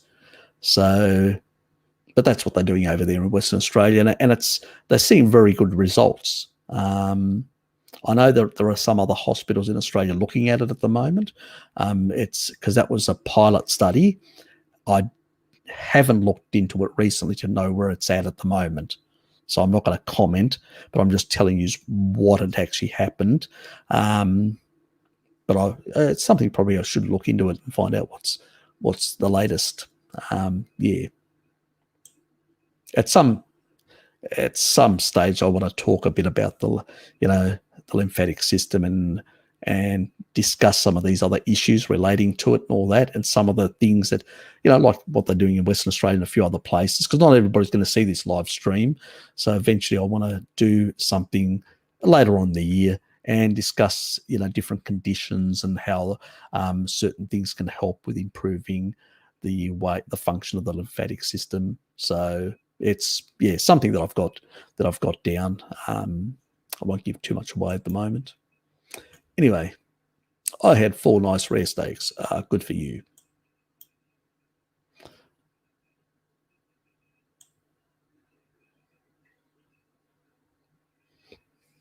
Obviously, you don't, Nurse Trouble. We hope you don't. Then you'd be called Bob.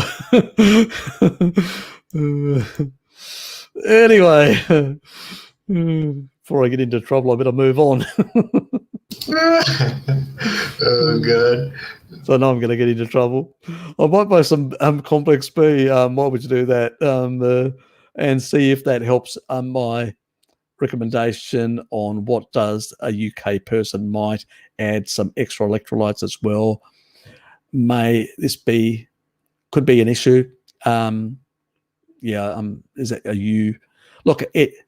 If you're eating good enough animal foods, you should be getting all the electrolytes you want. Having dairy, because dairy is very good, very high in potassium, very low in sodium, unless you're basically consuming cheese, cheeses. But milk, very high in potassium. Most milk products are. But even cheese, most cheese, still has a very good level. It just means you salt your food less. Very good level of potassium. So, and then basically, if you eat good enough amounts of meat, you'll get good enough amounts of potassium as well. And then remember the excretion rates. You've got to look at the excretion rates. Go and check my videos on the excretion rates and basically make sure you're getting more than the excretion rate. All it will mean is if you get excess of the excretion rate, your body will just say, we don't need to take any more in. So at those receptors, those protein receptors, it'll just say, no, we're not taking any more. We'll take these other things that we don't have. So that's the way it sort of works, and unless there's some major derangement, like you've got some sort of like SIBO, small intestinal bacterial overgrowth, and some of these nasties are basically consuming some of these micronutrients as they're coming in, that can be an issue.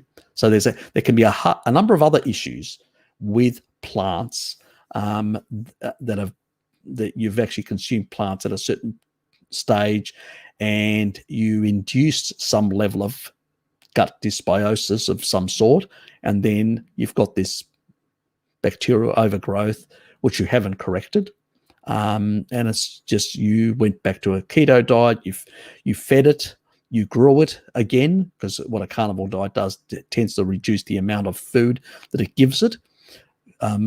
Plants tend to increase it, so you're going back a couple of months, you may have increased those bacteria that you never really eliminated, you just had suppressed on a carnivore diet. Now they've come back and they are, on a warpath trying to breed themselves. So that's another potential. There's a lot of things that could be at play, Nick. It's very hard, as I said, to work out what it is unless we test. So these are things are not easy for somebody on YouTube to basically say, well, this is, I could speculate on a whole lot of things that could be at play. Very hard to say exactly. You'd have to basically have like a proper consultancy to go through. And I don't do consultancies. I've done a couple in the past and they were free for specific people, but I usually just ask people to tell me what their symptoms are and things like that. And then I just email them back when I get a chance. That's how I operate. If people want proper consultancies, they should go and see people like Mary, like Bart, like Pim, depending on what the condition and all that. Anything related to sugar, addictions, diabetes, any addiction whatsoever, psychological type related addictions and stuff like that, go and see Pim. Anything which is sort of a general nature, go and see Bart. And anything which is really chronic and problematic, which is like cancers and sort of, autism and all sorts of really problematic conditions and all that.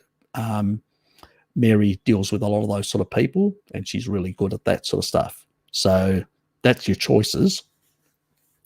I have a day job, and I do this just for the love of it, for free. So yes. So I can only do so much in my time. I'm not going to comment. I'll just leave it at that. What can one say that hasn't been said before? Is a carnivore diet lacking in molybdenum and betaine?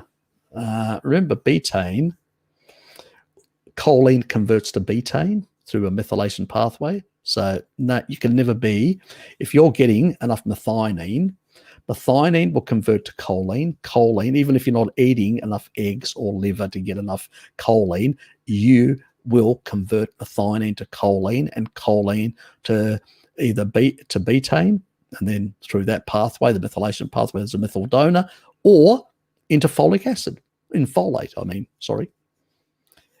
So, are they less necessary to us like manganese? Yes. Molybdenum is required much higher in a carbohydrate metabolism, and so is manganese. But if you are concerned about manganese, throw in some crustaceans, mussels and stuff like that. Very high in manganese and molybdenum and a whole lot of other minerals. So you can actually eat some crustaceans. I do have some crustaceans occasionally. At least once a month, I will have crustaceans. And I usually basically have things, a few other types, probably like squid or octopus or prawns or stuff like that, occasionally here and there through probably 3 or 4 times within a month. So I'll have, and it's just general fish, which I'll have a bit more often, about once or twice a week. So, and chicken, usually it's once a week, and the rest is basically beef and pork and lamb, and pork comes first, then lamb, then beef, and then the rest. It's the way I like the meats. Anyway, so yeah, so look, it's like chromium. Chromium is also really good for sugar metabolism again, but it also has one other benefit. That's why I did the actual for carnivores for chromium, and it was basically because it also helps with the uptake of vitamin C in the cell. So if you've basically been on a kibble diet for a very long time and you go to a carnivore diet, we want to, in the initial stages, we want to enhance the vitamin C uptake with chromium. And then you basically don't continue it, because once you've actually got it to the stage where you want, and there are foods that I've actually got there's a list of things that I've actually got on the video, the exact proportions I can't remember off the top of my head. So just check that video and that will give you an insight. into that sort of stuff. But I wouldn't really worry about these other things. It's a bit like, I mean, you're going to eat. I eat pork quite a bit, but the amount of pork that I eat, I probably consume 2-3 times the RDIs for thiamine. And people on a carnivore diet only need half compared to somebody on a carbohydrate metabolism. You know what that means? I'm actually probably taking 6 times the amount that I really need. So probably the rest of it gets peed out. So that's the reality. So if you're doing bacon and eggs early in the day and then some steaks later on, you're going to get shitloads of thiamine. Never going to have a problem. It's the same thing for me as well. And you don't get deficiencies because the requirements to basically the only thing that goes up, the only thing, and I've said this quite clearly when it comes to carnivore or to an animal-based foods, the requirement that the only one thing that goes up in terms of everything else goes down. The requirements go down, the needs for these, even though we get more when we eat these foods, our needs, for catalytic, for enzymatic processes goes down, the requirements as cofactors. And I can do that, Ramnikla, as well. I can have a whole pack of bacon in one sitting as well. You're not the only one. I can really binge out on bacon. And the thing is that the only thing that goes up is riboflavin. And you know what? One large glass of milk has about, it's 48, and this is raw milk we're talking about, 96% of your daily requirements of riboflavin. And over about that, I think, or is it the other way around? It's either B12 is that or the other way around. I can't remember exactly. Maybe you're wrong.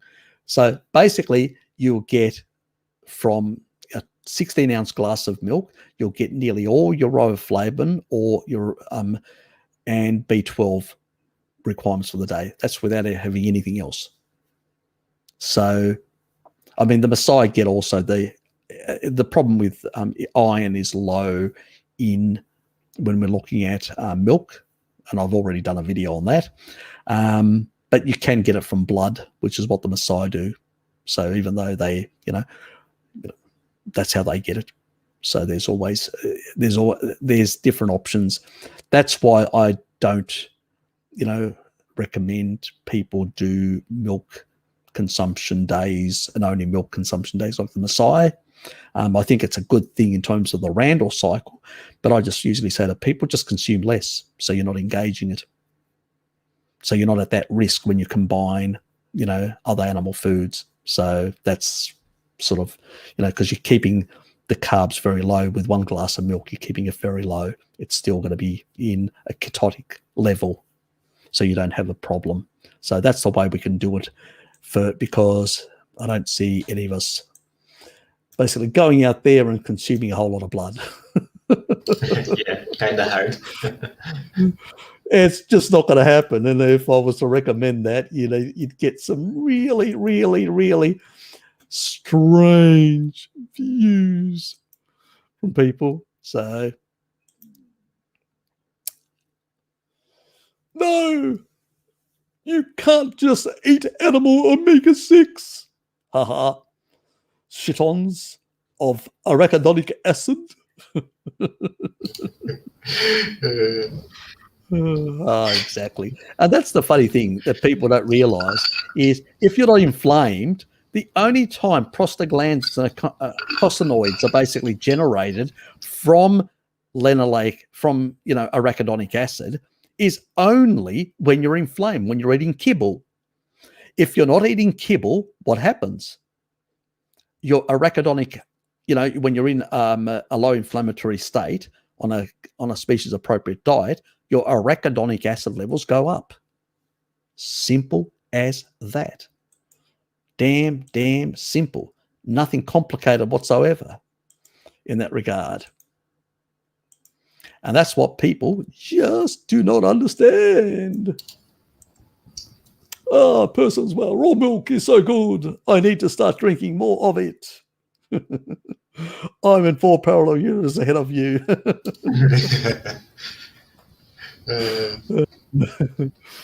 Nice one. It's a good template. Yes, very good one. The thing is, people just need to sort of switch off all that nonsense. It's just, yeah.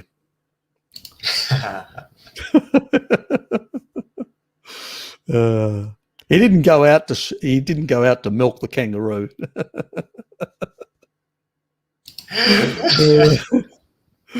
Oh God! Nobody tell him the truth. You can't milk kangaroos. He'll probably go and do it.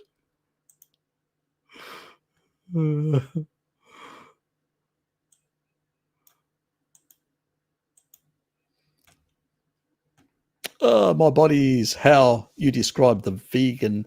It wasn't like that. It happened when I got ill after many years, meds and stuff like that. Yep. Look, a lot of us have had issues that we've had a long time coming back. There can be fibrotic tissue. I use taurine to break down fibrotic tissue. There can be a lot of things that don't work properly, and that also can be a problem. Taurine also clears out your bile ducts, and that can take a while, a couple of years. And people say, and I don't recommend usually gallbladder flushes, because you could end up with small stones sticking in the bile ducts, and then you're in an operation theatre if you do that, and it doesn't work out. And somebody actually did I remember somebody telling me that they did something like that, and they went and checked, and they still had the stones. It was basically, not. They didn't believe that it actually really happened. I don't know. I've never tried it.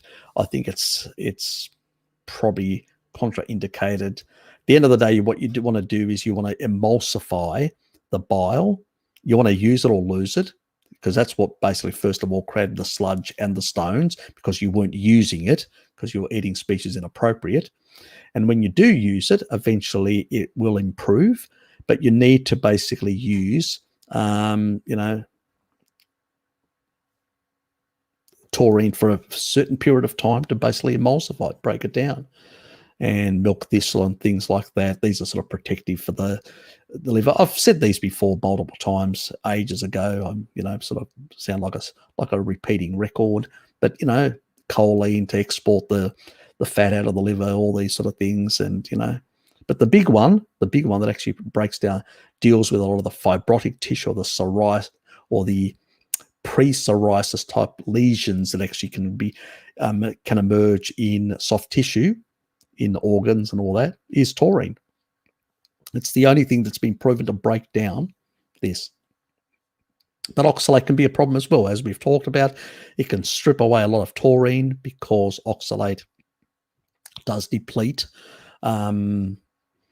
your sulfur in your body, and that can be an issue in itself. So, as I've said, if you've got that sort of issue as well, a lot of people have got a lot of multiple issues, and so you may need an MSM sulfur for a period of time, a couple of years maybe, to deal with a lot of dumping. I had a couple of years of dumping, and I'm not sure whether 100% I've eliminated everything or not, or whether just having coffee more recently is holding it off. I may have to give it another go and actually give up the coffee for a month and see what happens. Good luck. I'm in pain again. Yes, I could be putting myself in pain again. Yes. Look, as I said, the things that we've done, how much, you're lucky in a sense, Lukey, because you're pretty young and you haven't gone down the pathway of the, all these sort of plants and the keto nut lunatic stuff and the paleo stuff and all the different high oxalate plants, because there's a difference on the SAD diet. The SAD diet may be refined carbohydrates and problematic and all that, but what it also has, because it's so refined, it has less oxalate. Sure. Yeah, my only regret was basically eating so much starch. because otherwise I ate a lot of animal foods besides it. Yeah, you eliminated the key culprit, and that's what the rest of us should have done. We shouldn't have adopted a whole lot of veggies, green veggies in particular, which are very high oxalate foods. And that's what we did at large amounts. I mean, I was consuming every breakfast, big bag of spinach with bacon and eggs. I hate leaves. Yeah, I did as well. I don't think anybody really likes green stuff. I think, unless they've got some issue, mental problem. No, even a child. You look at a child. I hated them, but I thought, these were healthy, because everybody in the low carb and the keto community, in the paleo community, said you got to eat this sort of stuff. It's really healthy for you. Yeah, I was brainwashed as well. Sometimes thanks I would for the try... oxalates. Yeah. Yeah. Oh, look, exactly. We're all brainwashed. All I could say is thanks for the oxalates. Oh, God. Exactly. And quite a bit of suffering. And 3 kidney stones within that 5-year period when I was consuming quite a bit. Wow. 3. Hospitalized 3 times for kidney stones. And once I had, but I basically consumed a lot of, like citric, and got rid of it. I would have been, if I hadn't done that, I would have been in hospital 4 times, being on a low carbohydrate, high oxalate diet. Wow. 4 it would have been ultimately.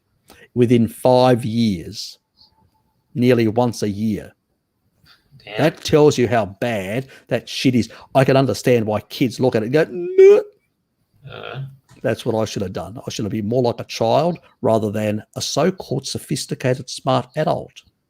And the funny thing is, all these people that are they are sympathizers of plant-based diets and stuff, they think that green juices are good for you, and I'm like, this is possibly one of the worst things you could consume that comes from whole foods, because you are beating up the leaves.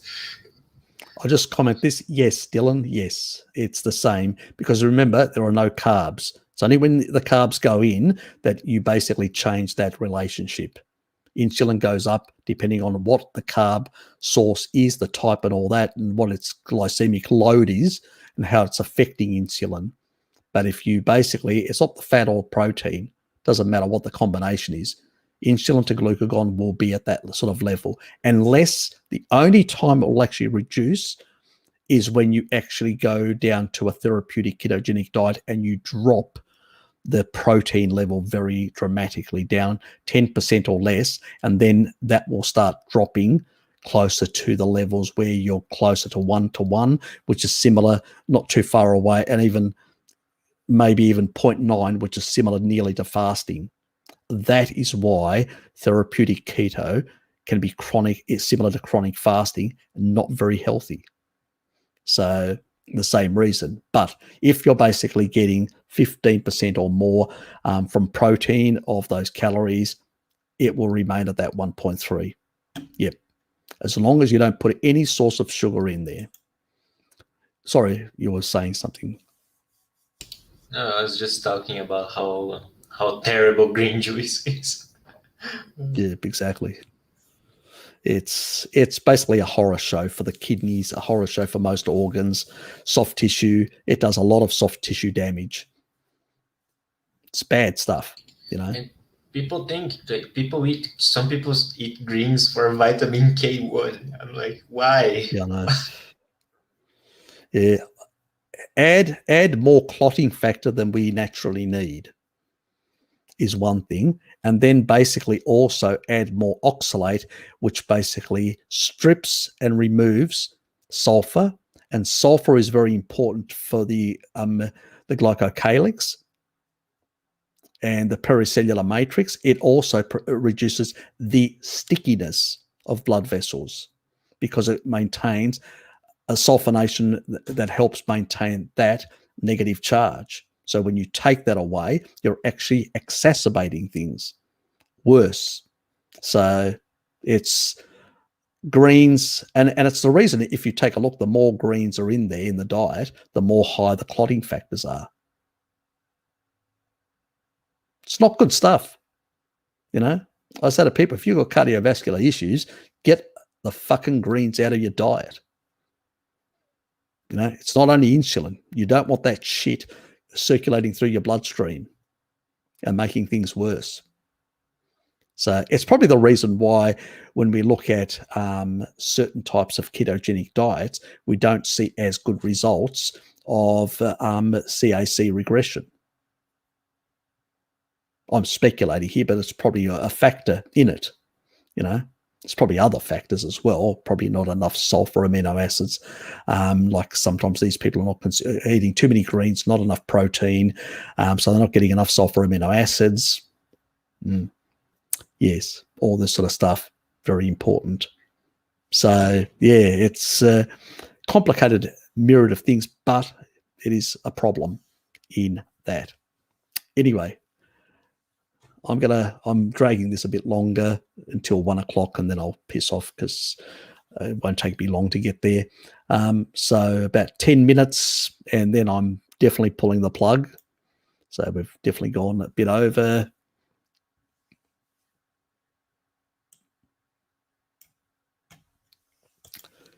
In that regard, I'll just quickly pop through here, see whether there's anything really that I need to basically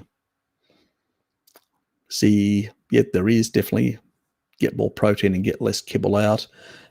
Does help in that regard, but there can be a few other issues with some.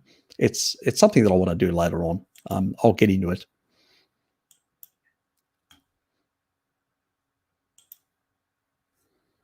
G'day, mate. How's it going? Came in late, mate. Thoughts on PVCs? I'm on mostly carnivore, taurine, magnesium, and still periods.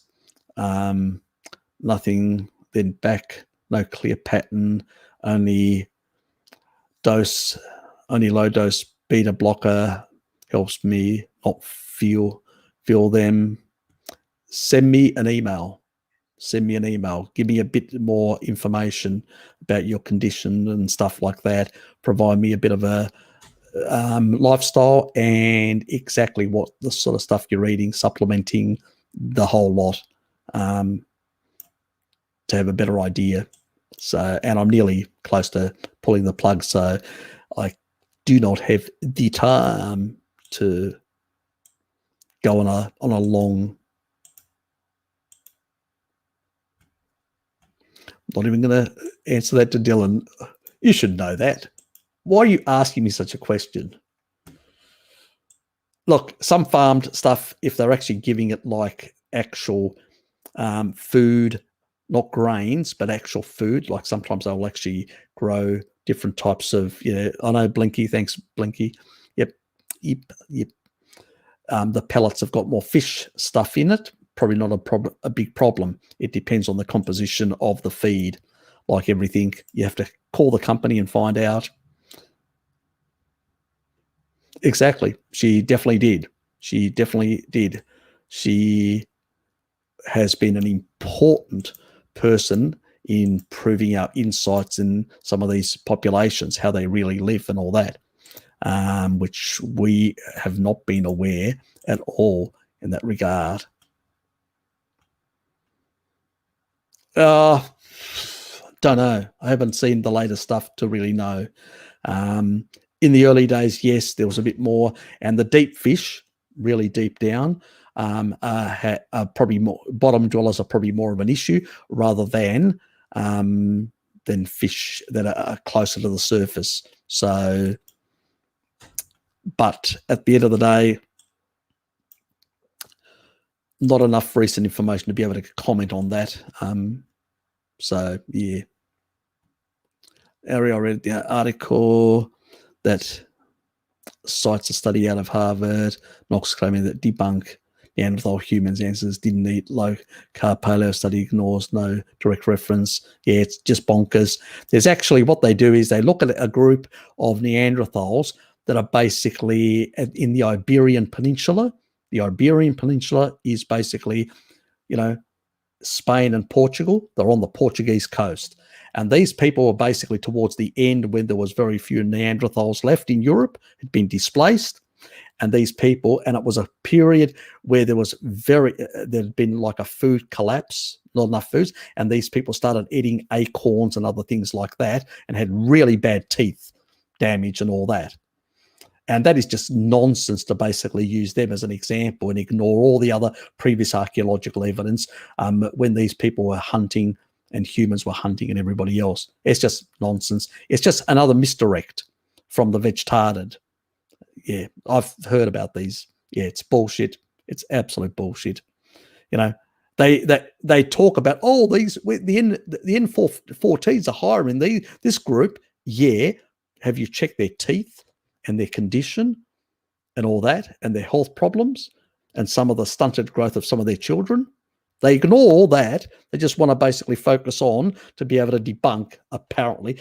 Just because one little group has a bit more N14 than N15, you've got to look at, we know that N14 goes up when people started adopting agriculture and N15 came down.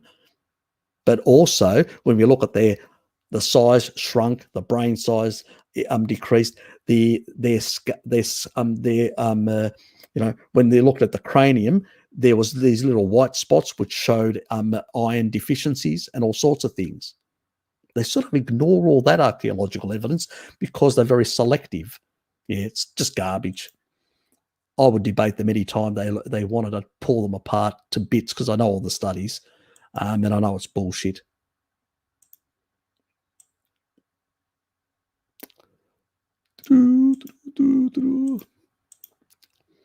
God, see the speed, Blinky, how I'm going through this stuff and still making comments. It's impressive, isn't it? Oh, I'm getting severe several times the RDA. Oh, most of us are on a carnivore diet. Yes. Some of it will be used for methylation, but not all of it will be used for methylation. We don't need as much for methylation as most people think. That video tomorrow will be more. The coming video will be very interesting on methylation. it'll turn some heads. Oh, let's put it that way. Let's put it that way. So it'll be very, very interesting, and it'll explain why vegans, supplementing with B12, and why it's not working. You'll understand why. It's nice. That will change the way people view the carnivore diet in comparison. Yes. Woman after my own heart. Loves meat. Blinky, when are you organising the expedition for the kangaroo hunt? Lock and load, Blinky. Lock and load.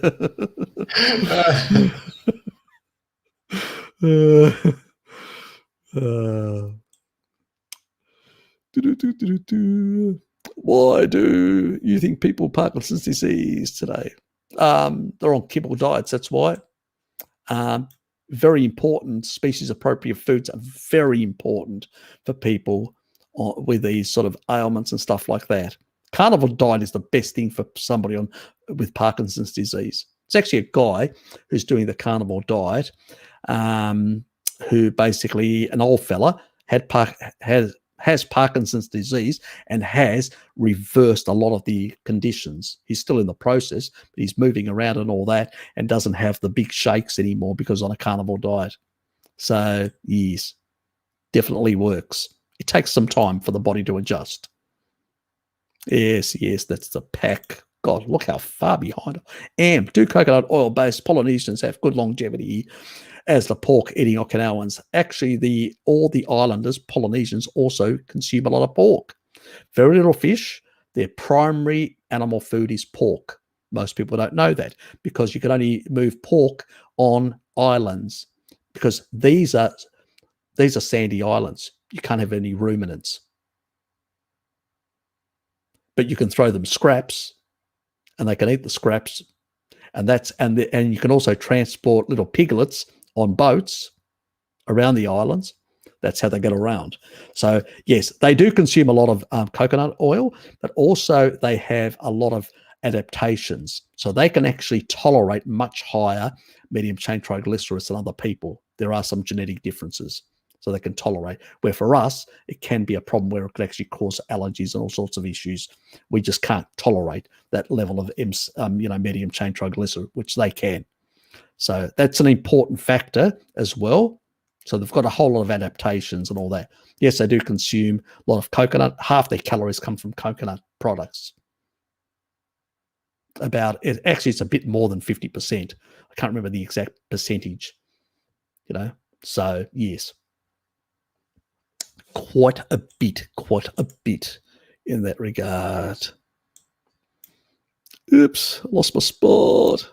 So I'm nearly down at Blinky's comment. There it is. I'm here, Blinky. I'm here. Oh yes. And he goes away. Don't call me a tortoise.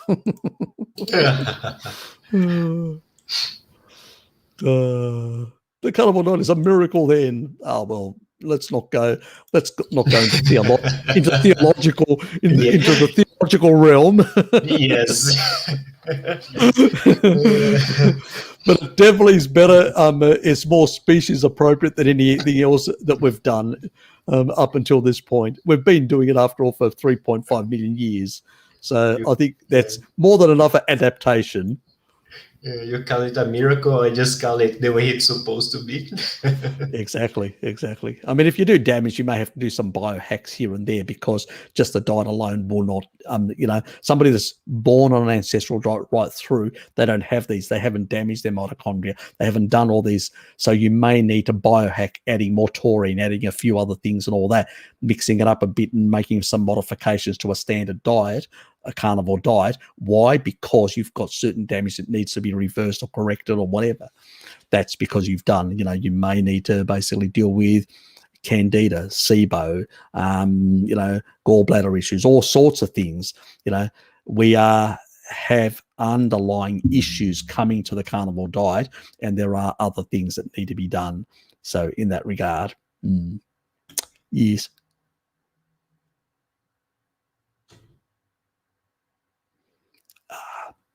Lock and load.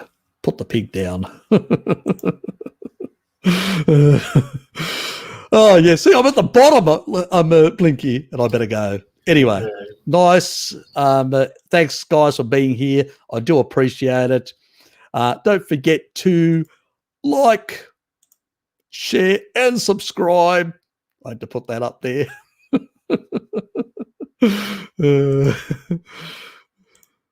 Yes. Haha. And see what you did, you're an animal. You got me. I lost my my train of thoughts.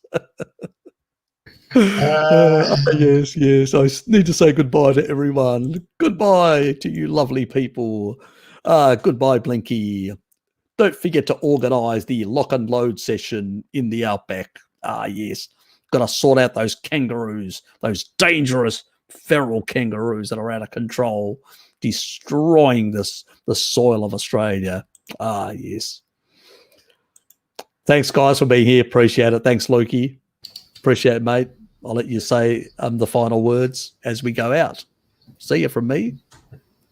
See you, everyone, and nice to be here once again. And thanks for everyone and the questions. Bye-bye.